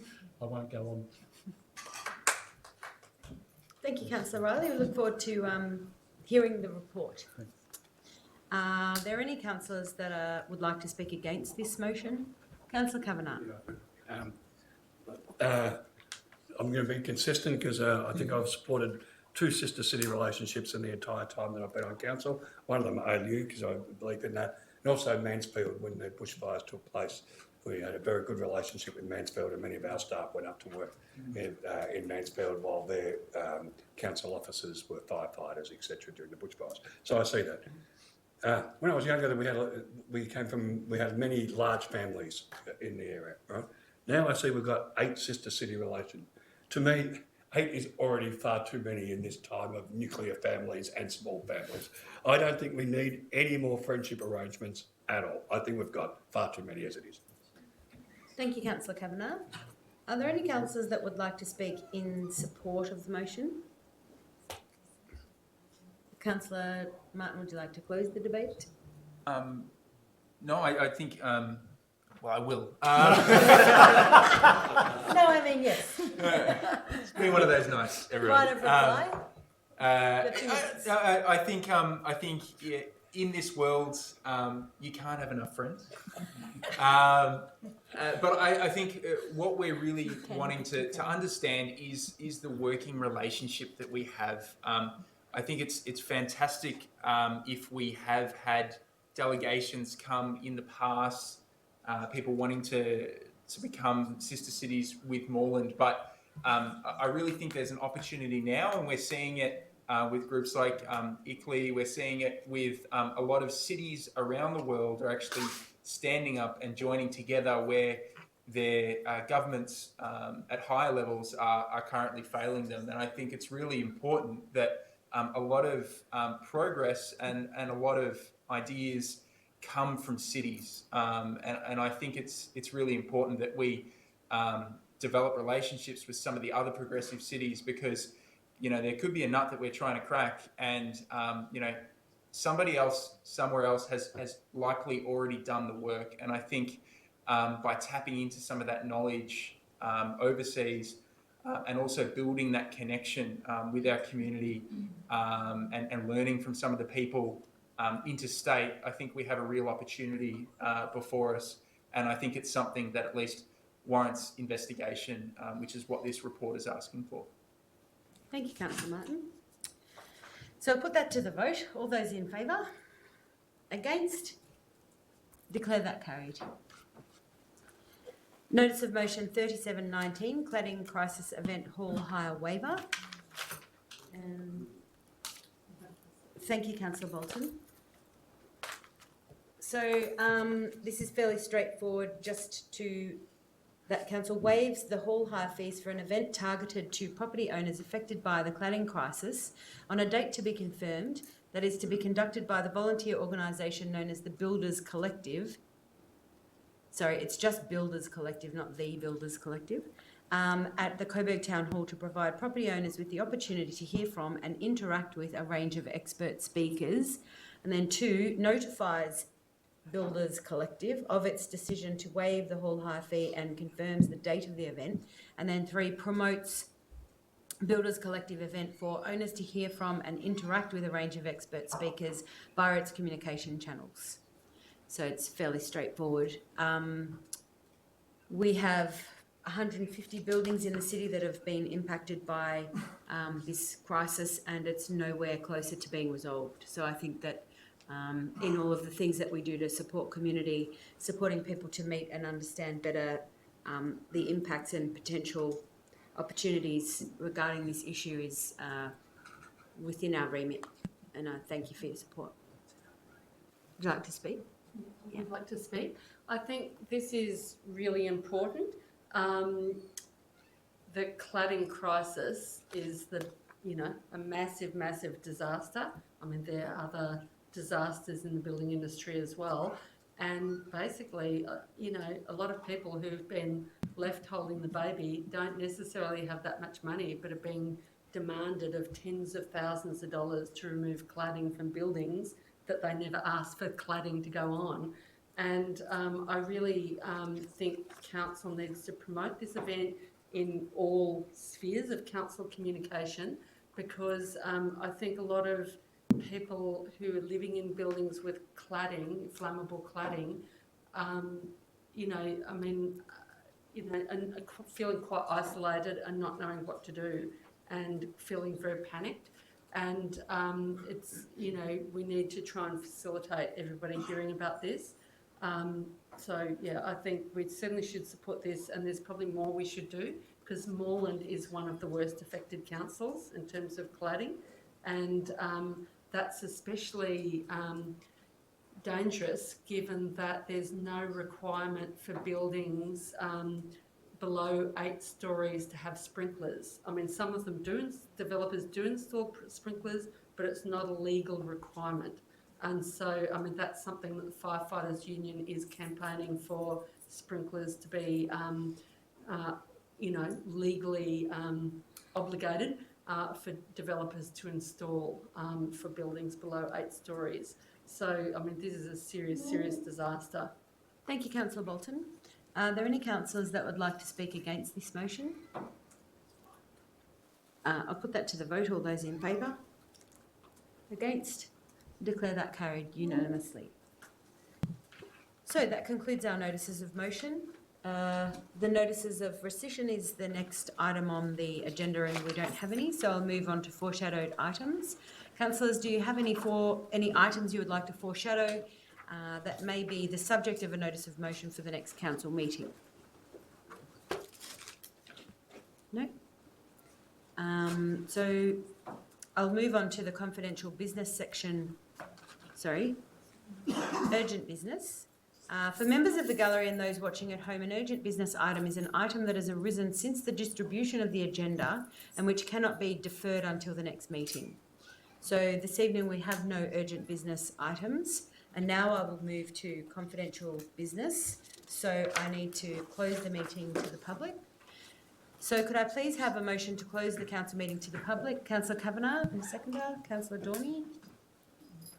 I'll put that to the vote. All those in favour? I declare that carried. I now declare the council meeting closed at 10:08 p.m. I'd like to thank the gallery attendees and also thank those watching on live streaming for your interest in council matters, and respectfully request that the public kindly leave the council chamber. And I wish you all a good night.